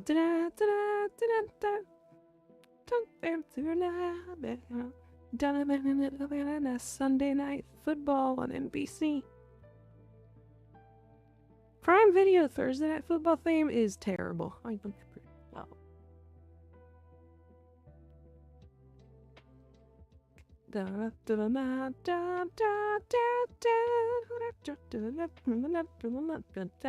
Sunday Night Football on Fox. That's a really plus.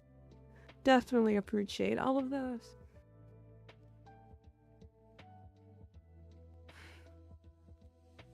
Yeah, I guess the CVS one, the Monday on ESPN, and the Fun That Island Factor are the better things. In my opinion. Well, there you go. You can look up the better versions of them at your leisure. I don't know if I sang those super well. Alright, fourth quarter, here we go. 50-yard attempt for Chicago. Let's see if they've got a chance.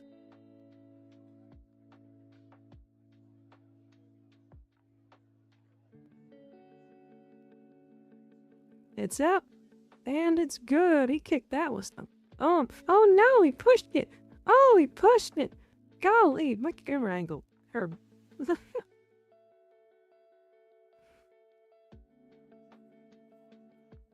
Let's see where it went. Because he punched the hell out of it. And it just went right. Yep. Leaked right, but just a bit. Well, there. Dang, Minnesota's catching a break on that one. That keeps this a 2-possession game, and they'll only need to score 1 touchdown, so.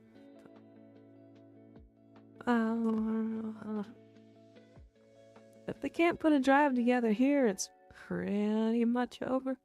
I'm gonna at least need to come away with a field goal on this possession. Really a touchdown.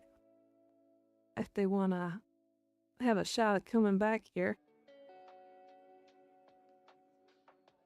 Minnesota's got all 3 timeouts left. Chicago has 2. And of course we'll still have the 2-minute warning. Alright, let's see. Minnesota has not been running the ball super well. Honestly, nothing's really. I don't think they have 100 yards of total offense yet. No, they don't. But I'm looking at the stats. Oh, wow. Had a little bit of a breakthrough run here. Yeah, good tackle. Alright, we're pushed past midfield now. The quick score here would definitely be in their favor. They're going to want to keep as much time on the clock as they can for the next chance that they get a possession. Kind of surprised that wasn't called a holding. Had a good block from the receiver.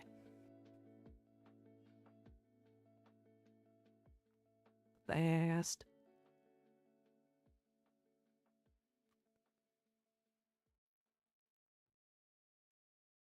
Get rid of it.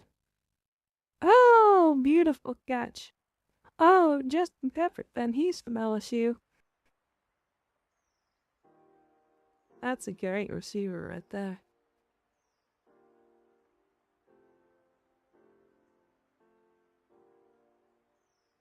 He ran a beautiful route in the one and just got crossed up on that one. Quarterback stood in the pocket for the hit. That was a good job.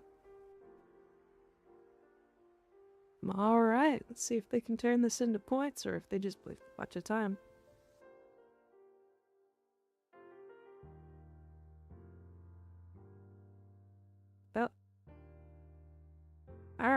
Decent little run to start. Oh, man. The odds are colored back. Somebody save me.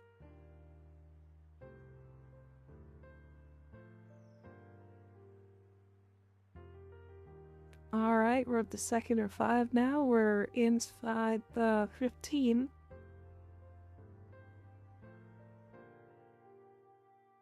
Still showing up in that kind of power ace formation. With one halfback, face the toss, roll out, and oh! How to deflect and in his face. The Montez Sweat said, "No, thank you, sir."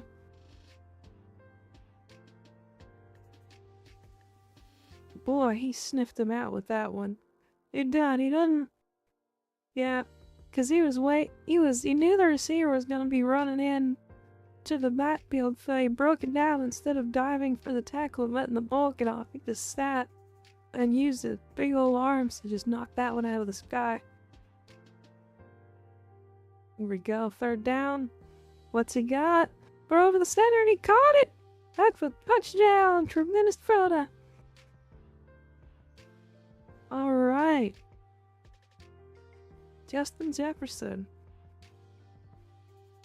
Facilitate the comeback here. Alright, they're deciding to go for 2. If they get the 2-point conversion for this one, then a field goal can just win them the win. If they'd have taken the 1-point conversion, a field goal would have tied it.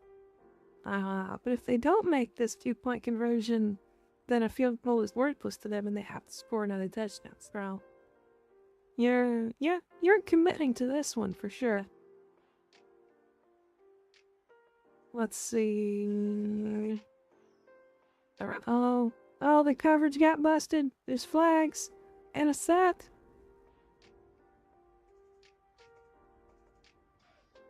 Let's see what the penalty is. Most likely holding.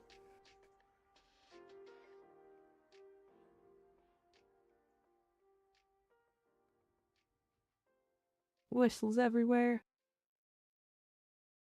Hands to the face on the defense. Which means they get to retry the play and they're closer. Well, that's unfortunate. And I know. Let's see it. That's in his neck. No, that wasn't hands to the face.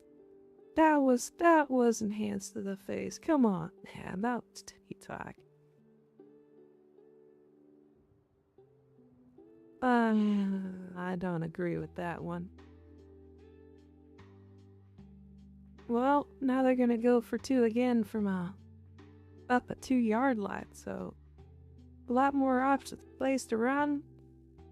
Let's see if they don't waste this opportunity or not. Fake the handoff, looking for the wide route. Oh, when he gets tackled at the line of scrimmage, the tight end couldn't reach. The outside linebacker sniffed that one from a mile away. He is too fast. He is too fast for you, son. Wow, good job sticking with your assignment. Well, they're not totally out of the running for the comeback, but it just got a lot harder. Now they have to limit actually they can't even let Chicago kick a field goal. They have to go for a 4 and out or a 3 and out and then score a touchdown. So a turnover here would really show up in Minnesota's favor. We'll see how it goes. We're gonna take a quarter ball. The quarter break.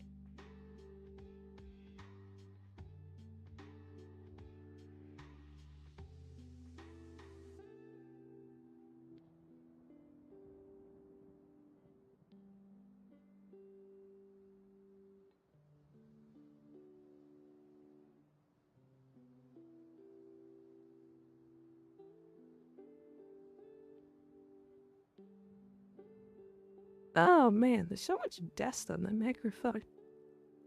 Well, not on the microphone, but on like the edge of the pot filter. Alright. Alright. Here we go. Get cozy.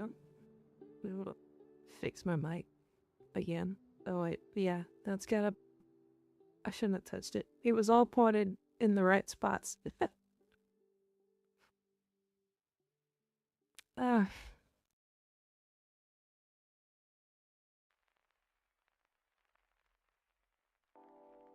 Let's see. Shout out to my #1 commenter. Thank you for watching the stream. It's always nice to have an audience. Oh man. Oh. Oh boy. Allianz are technician. That's alright. This fourth quarter is moving fairly quickly.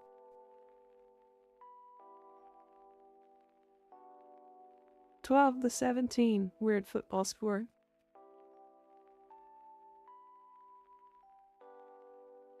And we are ready for kickoff with 12 minutes to go in the fourth.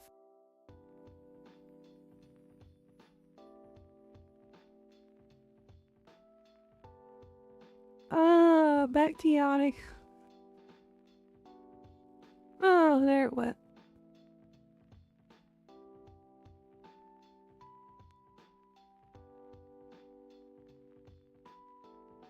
Wow. Wow. Wow. Wow. Wow. Wow. Wow. Wow. Wow. And the kickoff's away. Oh, a bit of a clothesline tackle there. That was fun.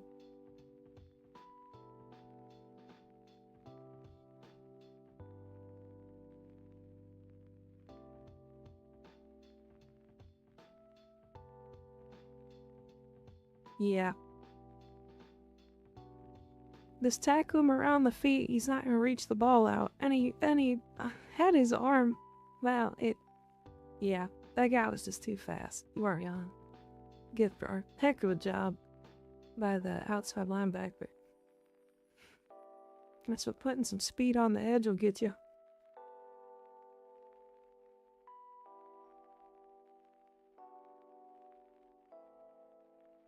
Oh, it's a sack on the first play. Oh my goodness, don't do an excessive celebration. I'll tell you, tear your knees. For those of you that watched, like, I don't know, maybe 5 years ago or so, there were like 2 incidents in a row where, you know, D linemen would make these really big plays, and they did this, you know, this like squat and hip thrust move for their celebration, and they'd blow out their ACLs. This guy did a jump kick, which looked a little dramatic. But since nobody does that celebration. Well, alright, they bring him to a quick 3rd down. It's 3rd and 19. And not even a minute has been spent on the clock. So this has been a bit of a momentum swing for Minnesota. We might face up in the air.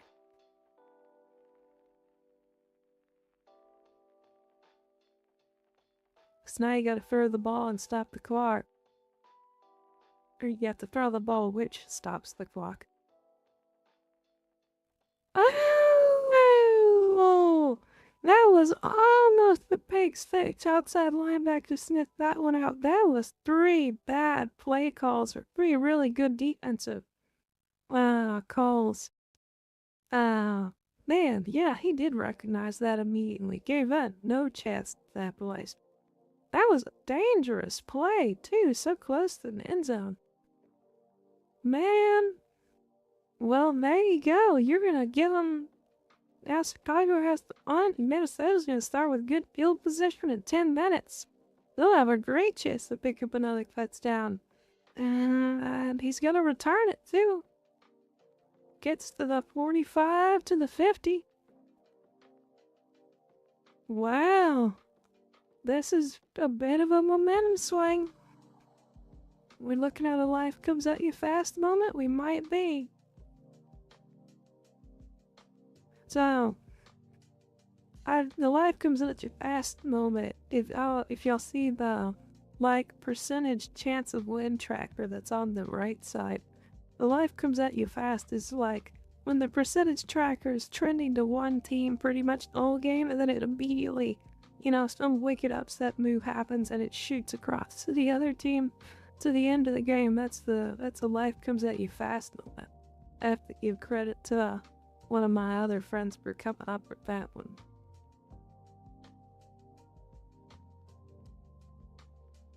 Oh boy. Well, here you go. The Minnesota Vikings could be looking at the back here. We'll see. They still need a touchdown to make it true. But they've got a lot of time to do it. They have enough time that even if they mess this possession up quickly, or only come away with the field goal, they'll have another shot to touch the ball. So, you know, plan for the quick field goal on this run, and then outrun your defense for a big stop or a turnover. Could be the strategy to go with next. We shall see. Oh boy.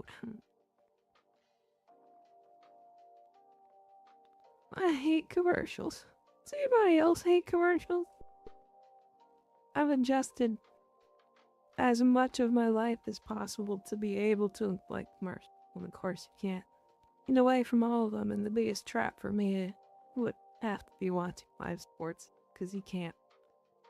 That might be television might be the most commercial thing. Like, if you count like amount of minutes of partial per minutes of content, I really don't think anything else has a comparison. That's egregious.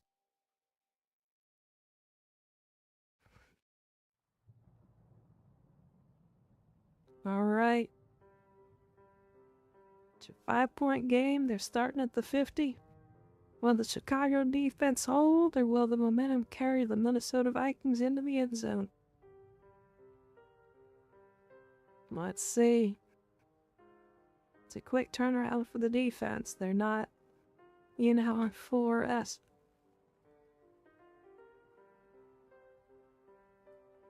And a productive first handoff.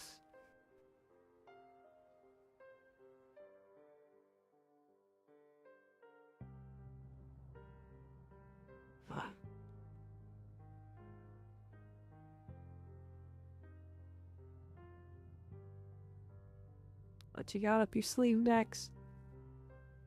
This is a good shot for a deep ball. Second and 1. I'd just fire one down.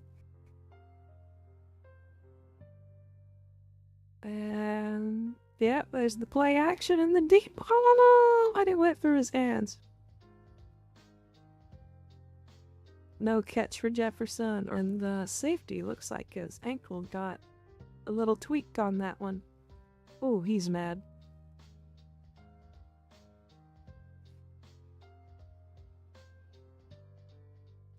Running. Cut! No dice. Nah. Awkward kind of step for the safety, and now he might have tweaked a knee or an ankle. We'll see. Yeah, skinny-legged secondary is so, you know, delicate, fragile. You ever see like a deer leg and just like skin and bone? That's kind of what they look like. There's just no meat on them, and you're just amazed. I mean, that's one thing that always like amazes me, especially when you see them up close, is basketball players, really tall basketball players, and they're running around and jumping and falling all the time on those really thin legs, and you're just like, oh my god, I eat not like something every time you come down. Different. I don't know. I always thought that was something that like mildly terrified me. So I was born with giant tree trunk legs. Dare I say, thick with toothies.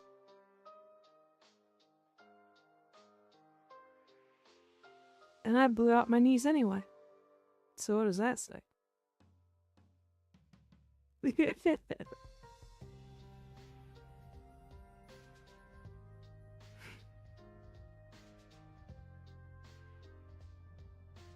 Oh, come on.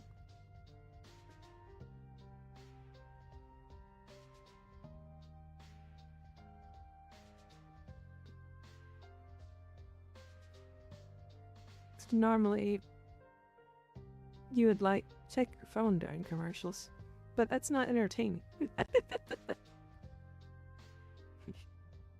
Hey, no texting while driving, my one Audi.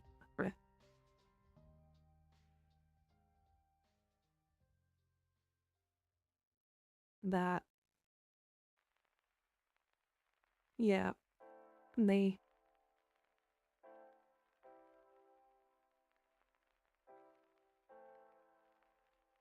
A calf. Oh, I guess he's got a little calf cramp there. Poor baby.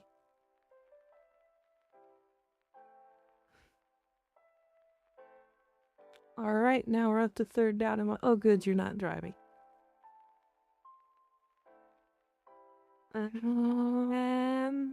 And complete pass. And a flag. Uh-oh, let's not get him a free first down.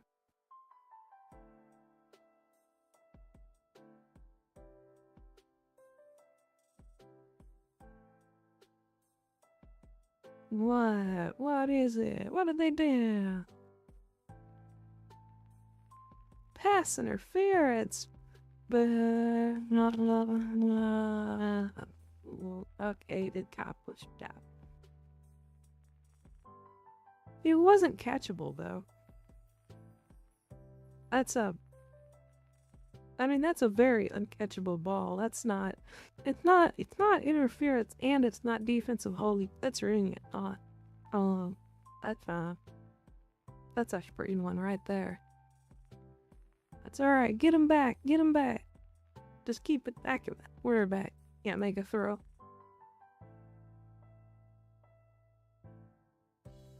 Another deep ball.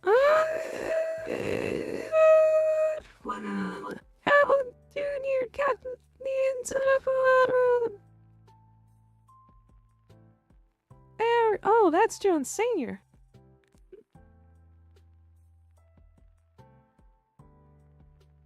Aaron Jones Sr. dropped it in the bucket in the front corner of the end zone. Off my street, pass interference, bro. That used to be a challenge, and then they got rid of that because it owes the Saints for 1 year. They didn't want the Saints for the Super Bowl. Against the Vikings, by the way, and where they changed the rule to say it could challenge pass interferences. They're like, I'm sorry, gesture, and then they took it away. They got for 2, and they give the 2-point conversion. And just like that, the Vikings are up by 3. And they play 2 minutes worth of plays. That is a heck of a turnaround, and now the game is all in favor of Vikings.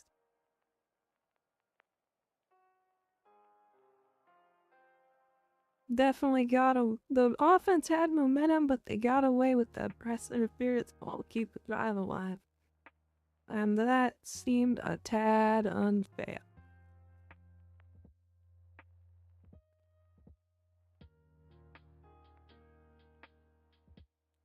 Well, there's time for possessions on both sides. Let's see what happens.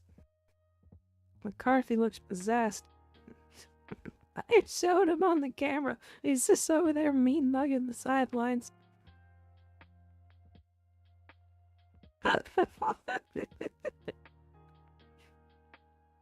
Made up for his interception.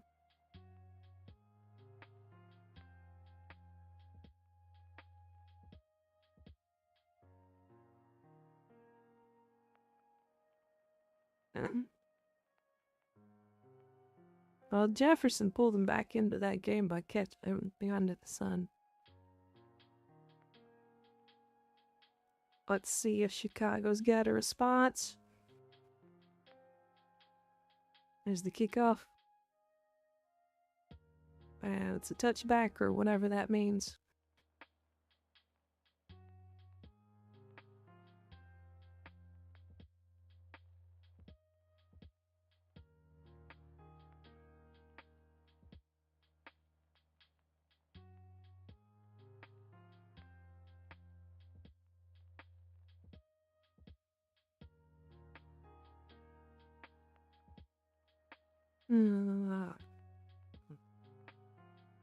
Now they're showing him working out with an old Vikings quarterback. Must be nice.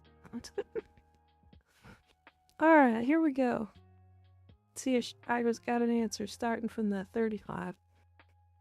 Because that's what a touchback is now. Really, like, they've changed how much, like, yardage advantage you get out from kickoffs for the offense. Because that's the other thing they're trying to do, is just have more high-scoring games. And honestly, you should have records that are, like, pre and post the kickoff chance, because now the offense starts 10 to 15 yard closer than they used to ever. And so now drives are shorter, so now higher rate of touchdowns. So like all the old, records of, I don't know, post touchdowns in the season or whatever, they just seem like for an offensive production, good on an individual player, just seem, I don't know, skewed, or they're easier to achieve because you're a little bit closer. That's just me. First down from a nice pass, in the middle. Receiver was waiting all day for him to throw it. And apparently no one on the defense is covering the middle. Like that, he just snuck into a gap in the zone. That's what you do. They're playing zone defense, you just stand where they're not. If you're playing man defense, you run them into each other. And escaping the pocket, run away. Oh, he's got some quick feet. Oh, he's got out of bounds. Got out of bounds.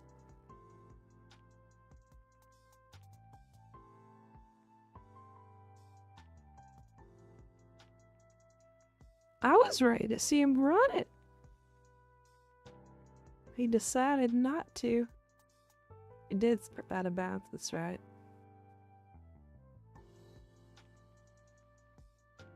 Nah, that defender's too fast. He didn't stand a chance, even though he is like 200 pounds larger than you.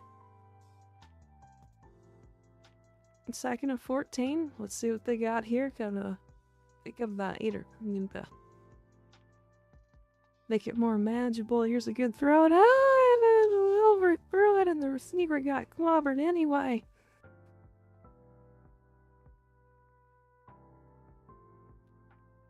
Man, you need some short yardage stuff where you try to do this long stuff.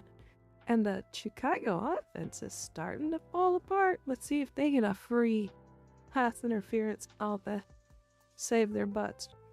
I bet not, even though they're the home team.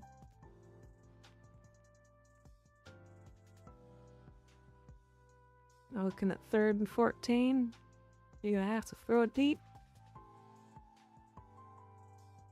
Yeah. Threw it to nobody. Threw it to absolutely nobody. Got planted on his butt. Well, what are we even doing here, sir, with your long sleeves? He wore a short sleeve t-shirt that like hangs over the top of his, his no sleeve jersey. And then he wore a separate, like, independent sleeve, arm wrap on his arm. When he could have just worn a long sleeve and saved about 3 articles at Funly. So that's your first problem. Now they're gonna punt. And Chicago. Oh, that's a blocked punt! That is a blocked punt and some favorable field position for Minnesota. And this game has completely swung the other way. With 7.5 minutes to go in the 4th. Everything's coming up Minnesota. That is two botched tries by Chicago, a blocked punt, and they let in a touchdown with a 2-point conversion. This is completely 180 from the end of the third quarter. Yeah. And this is why you don't turn your television off. Because you never know what's gonna happen.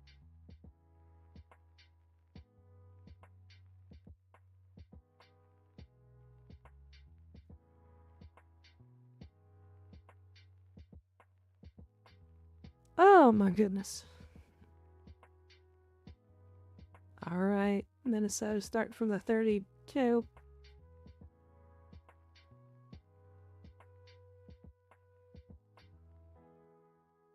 And their run game is still strong. And they broke on a 20-yarder right there.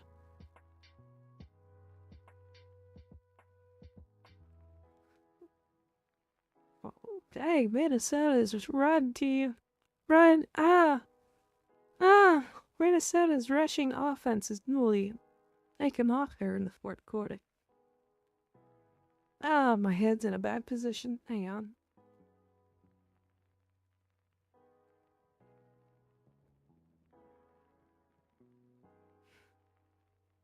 Alright, let's see what we got here. Another inside run. Gonna keep going to the well. So now they keep going to the well. They can make the guy go burn for other 2 timeouts. Not on this drive, but you got a chance of chewing them all the way down to the 2-minute warning, possibly, at least eating up. Yeah, actually, yeah, and you work them all the way to the 2-minute warning pretty well with another first out. Which is, I think, what they're gonna go for, is just run out the clock, maybe kick a field goal, and this game will be like pretty difficult for Chicago to come back on. And getting close of the 3rd and short.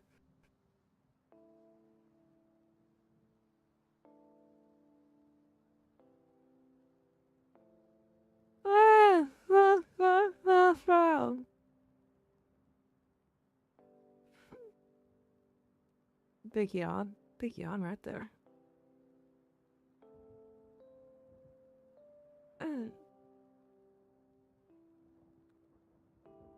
5.5 minutes to go now. We're just gonna chip away at that one. Another inside run, and he got the first down.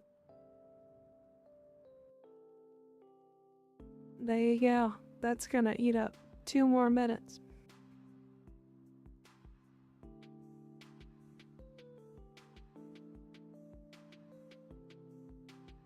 I would keep running the ball. It only gives Chicago 1 chance at a possession.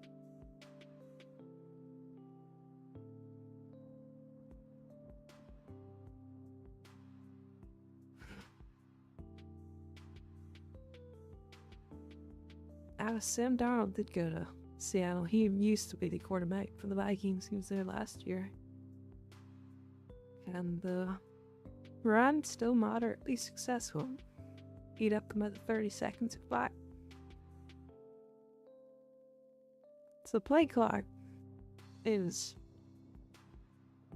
40 seconds. There's a 25-second clock and a 40-second clock. I don't remember which is which, but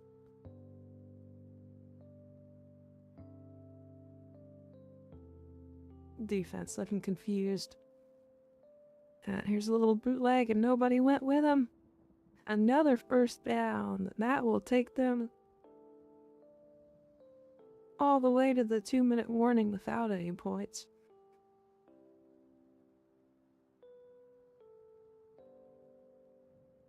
The defense lined up in a stack formation and forgot who was in charge of the flats. Good job on John Sr. for not stepping out of bounds.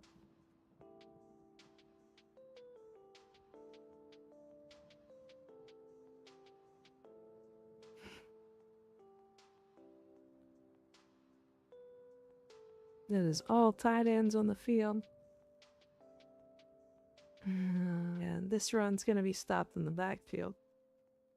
First unsuccessful production of this drive.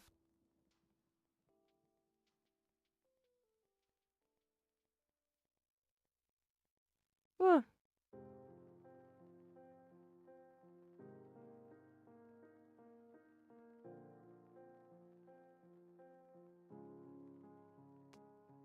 All right, 2nd and 11. It's been a 4-minute drive. So, wow.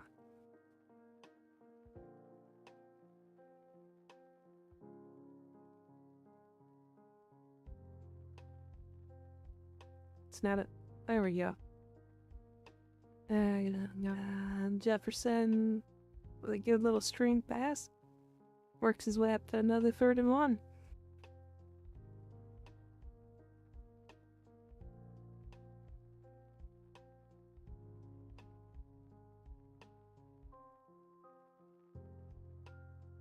And Chicago has taken their 2nd time out of the game by 1 remaining at the 3-minute mark.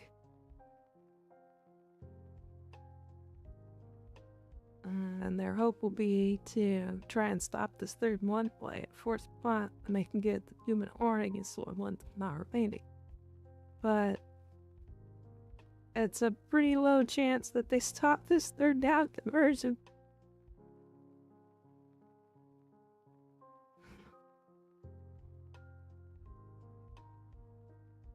Yeah.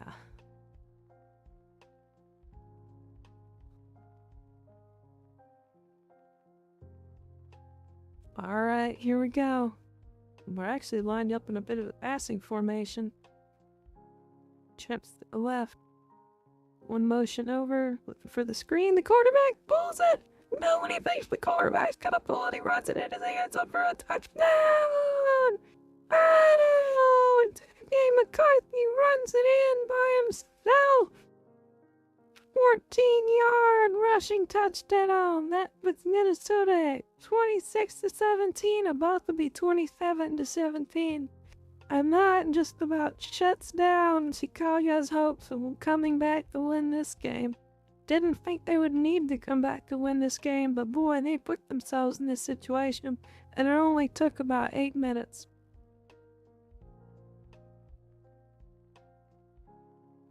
That was a beautiful pull.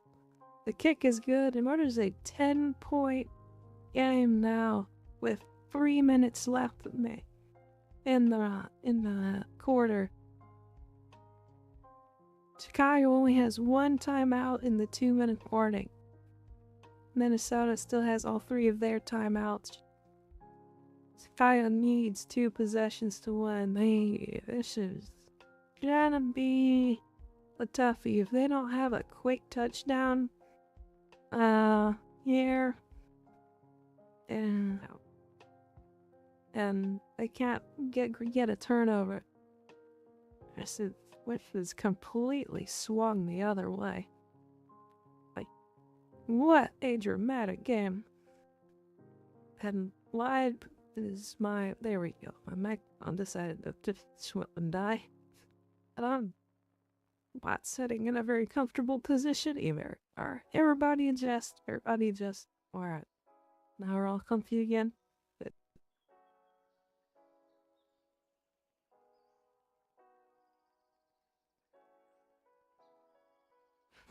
Ooh, that is a life comes at you fast chart on the right there. See that percentage swing? That is exactly what that looks like. Life comes at you real fast.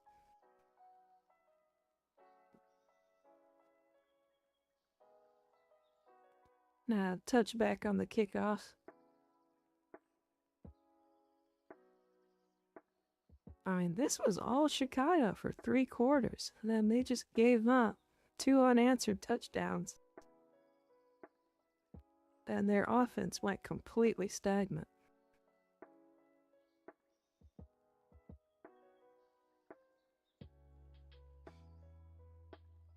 Don't stop the rock, another hand now. But that was all it's left right. I'm a red hot chili peppers, oh yeah. Playing rugged songs and rip the horn down. Ah, what a beautiful one-handed catch by the tight end from Chicago. Oh, man, we're about to have... That's a catch, sir. That is a catch that's not even neater. You. Dump another big one. Nobody's covered him. Oh, you overthrew him. Oh, you overthrew him. Come on, man. Come on, man. You could have a press down in 2 plays. That's all right. That's all right. If y'all can get one in before the 2-minute warning, you're going to be sitting pretty. Completely left him open, and he overthrew the hell out of him.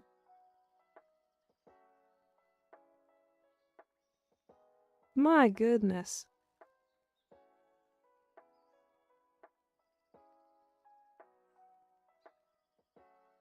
Secondary's playing deep.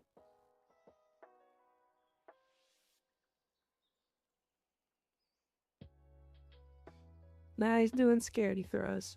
And it's third.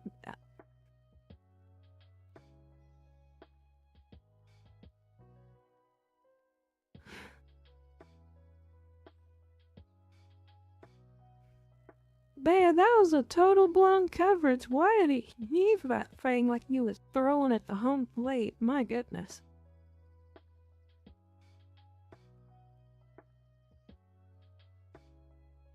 That's a rookie throw right there. And put your mouthpiece in your mouth. That's why you didn't make that throw. You chewing on your mouthpiece like a dingus. Third call. That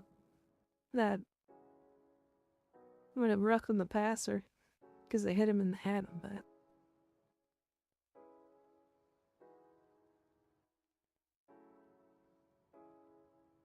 Oh, illegal contact from the defense.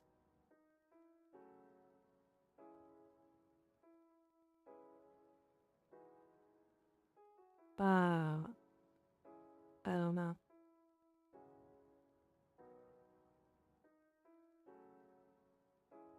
Oh, here's the... Yeah, he didn't disengage after the first 5 yards.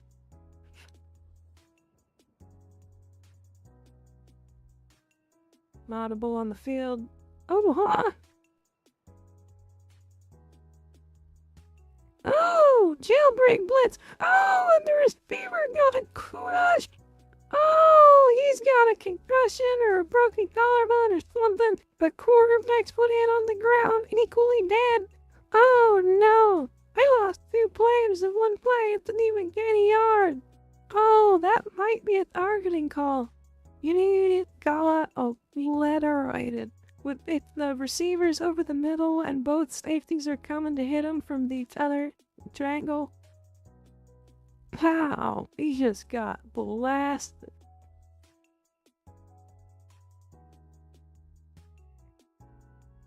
What did they call? They call roughing the passer. Front, can't land your body weight on him anymore. Nope, not targeting. He just got crushed. That's why receivers are scared to catch the ball going over the middle. But you know what's funny? Even if he'd have dropped the ball, he just, oh yeah, nailed. Oh, that was beautiful. Oh, he is hurt. This is when you feel bad for him for about 2 seconds, and then you remember that play made him $1 million. So.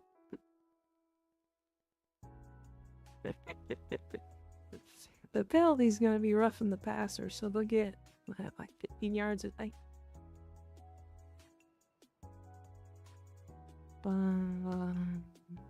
They're still looking at the receiver on the ground. He got destroyed. Poor kid.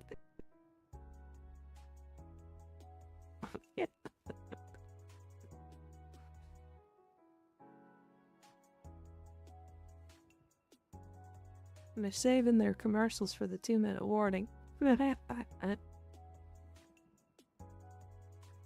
Alright, the receiver's up. He just got the wind knocked out. Williams, put your mouthpiece in your mouth so you can access word that's testing.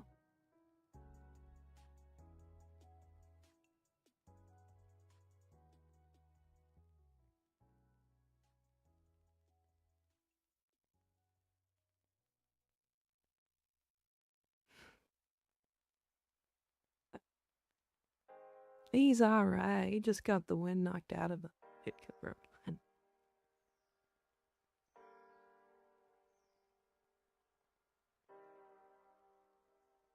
He's walking off.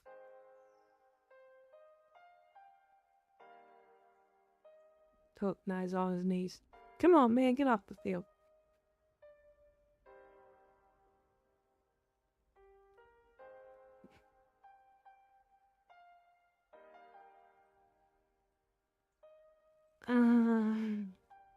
Alright. You still need a touchdown out of this one. Getting the touchdown first is the best scenario. If you come away with no points, the game's over. You need a quick score here. You need a quick score, yeah. Let's see what they're gonna go. Build the play. Go into a backup. Deep in the secondary. Run it. Just run it in. Just run it in. Just run it in. You pass. Come on. Get him. Oh, they're gonna call that. Oh, there's next holding. They call it a touchdown, but there's a flag on the play. What's the flag? Come on.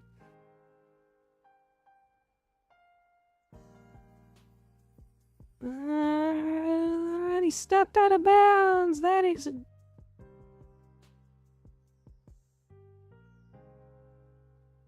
Well, if they review this, that's not a touchdown because the ball didn't play before he stepped out of bounds. But what's the flag for? What's the flag for? You don't review. Oh, I guess they pulled the flag. I'm talking while they're talking, so I don't hear everything that's going on. Now the play's under official review. I mean, he stepped out of bounds first. That's a yeah. Yeah, that takes 2 seconds. So they pulled the flag. The ball's the half-yard line. Just punch it in on this play and you'll be gone.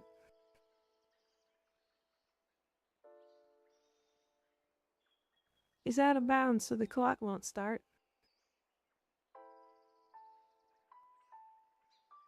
Let's see what we got here.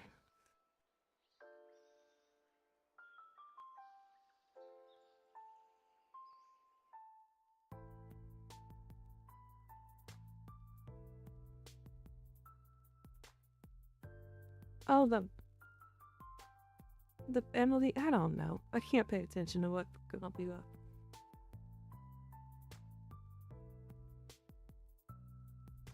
Everybody's confused. Just run it in.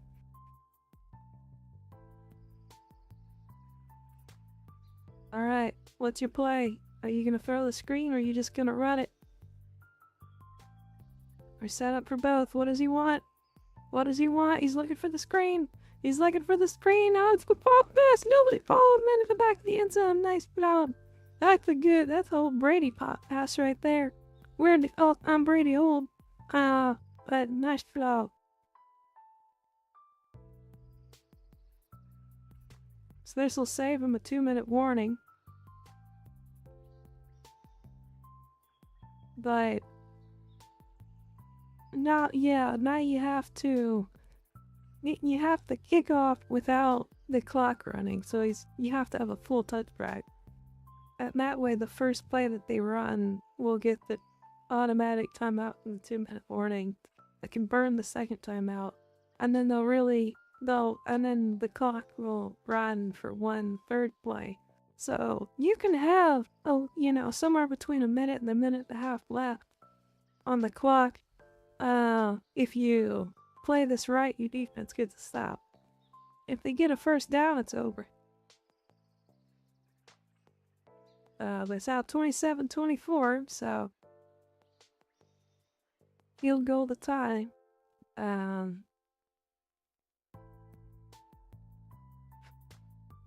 Let's see.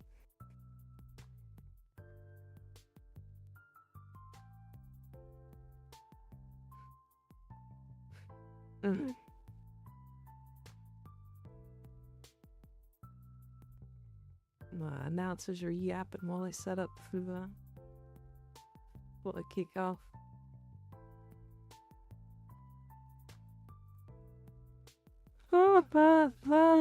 Oh my goodness! Oh, they're shooting off fireworks. That's fun.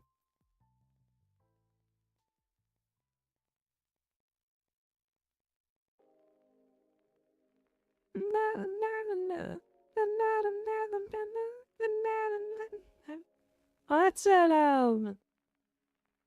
Oh, I know the name of that song. I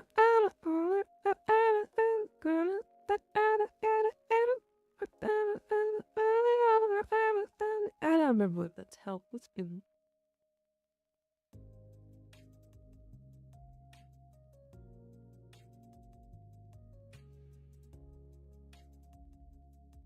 Onside kicks are meaningless now. You've completely taken them out of the game.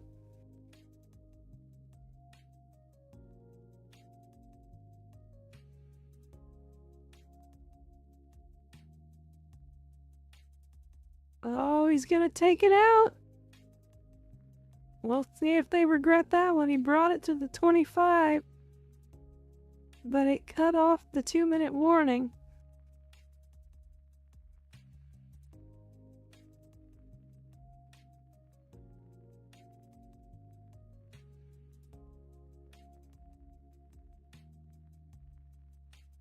And now we get to sit through 3 minutes of commercials.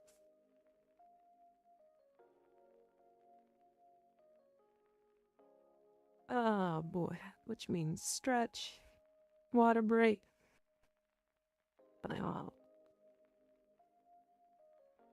Scrolling through your phone. So what's your go-to thing when you scroll through your phone? Twitter, TikTok, YouTube, Reddit, Tumblr. Is anybody even on Tumblr anymore? 4chan. Instagram. Facebook, I guess. Anybody still got a MySpace?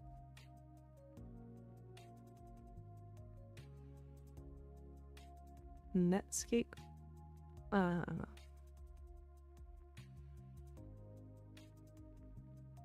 RuneScape. You just start playing games.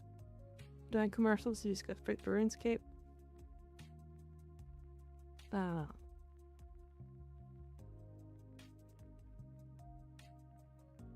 Reddit, says the audience. Rolling Reddit. Not a bad choice. That would probably be my tune, but also scroll Reddit.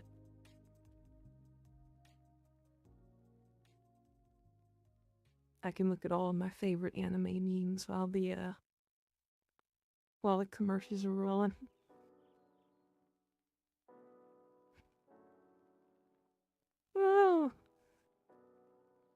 Oh, wow.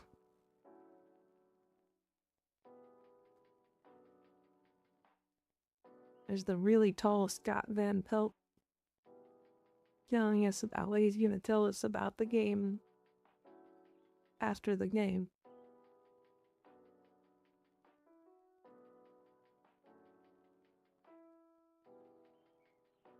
Alright. Now we're back. A minute 55 to work with. And 1 timeout. They need at least they need a stop and then they need a field goal. A turnover would really help them out.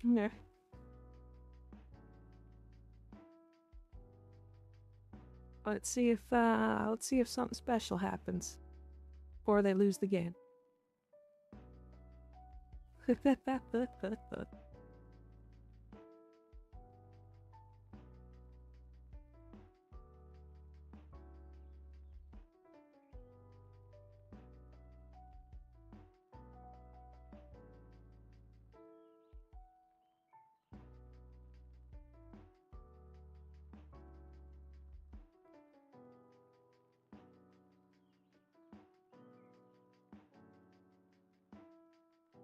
Alright, 3-yard run, 2nd and 7.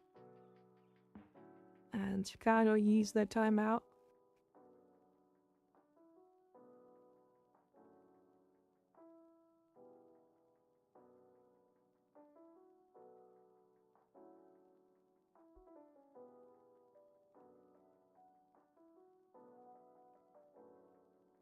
Alright, need another quick stop. Come on.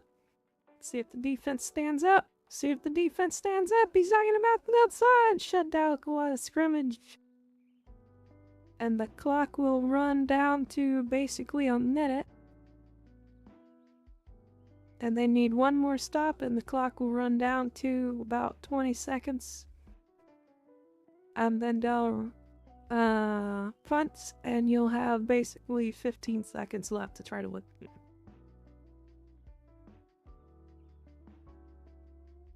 Losing that 2-minute warning is a bit tough.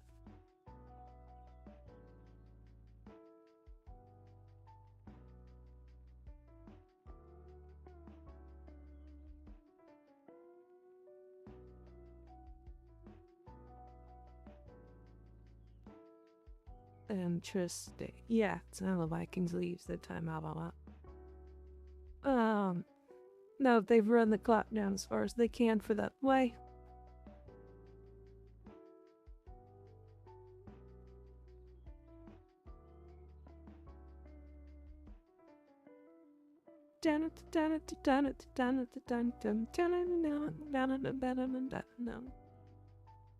Welcome to the jungle.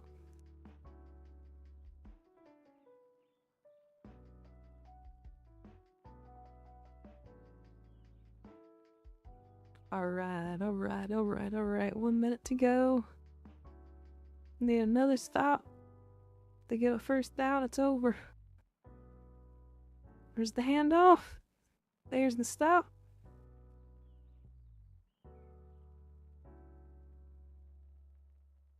It'll be about 15 seconds left. And then the punt. And then you'll have 8 to 10 seconds to at least take a field goal.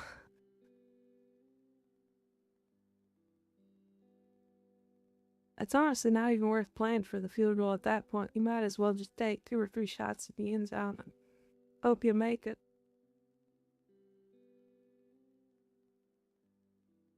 Really needed a turnover on that play. 16 seconds left. Why did they burn that first time out? It must have been... It was to try to avoid delay a game. That was like early in the 3rd quarter. Well, I sure wish I had that, but...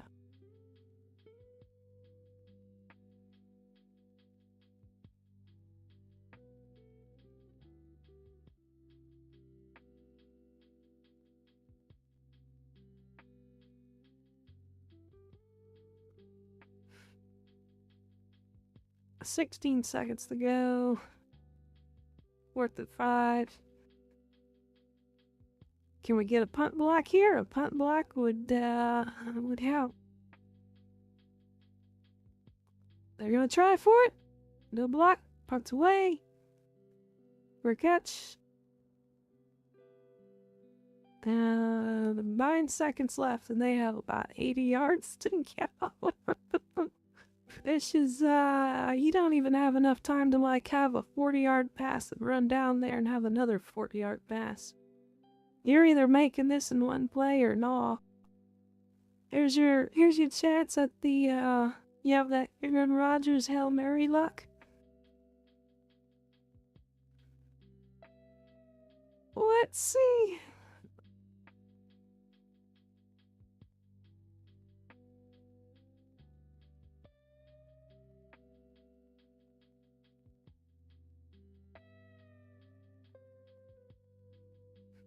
Let's see what we got here.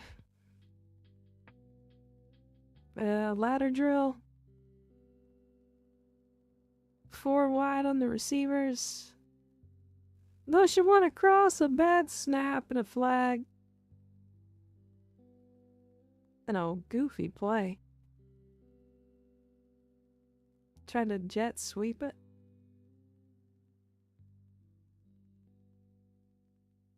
They were trying to direct snap, but the quarterback was moving at the same time that the receiver was moving, and they just sat.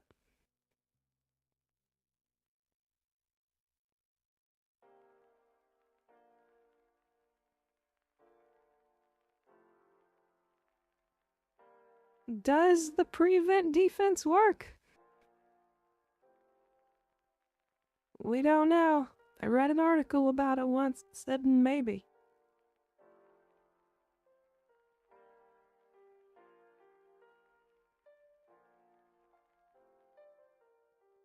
Yeah. There you're one.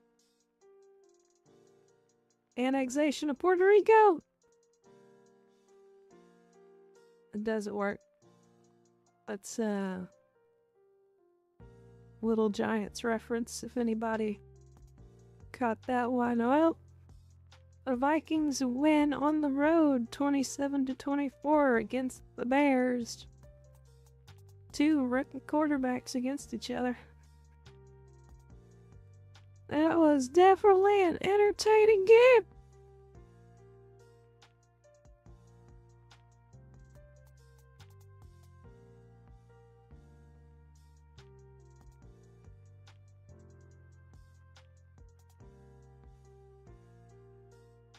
Now I put my microphone back where it normally sits. Alright. Well, that's it for streaming for today. Thank y'all so much for joining, and we'll catch you in the next one. Bye!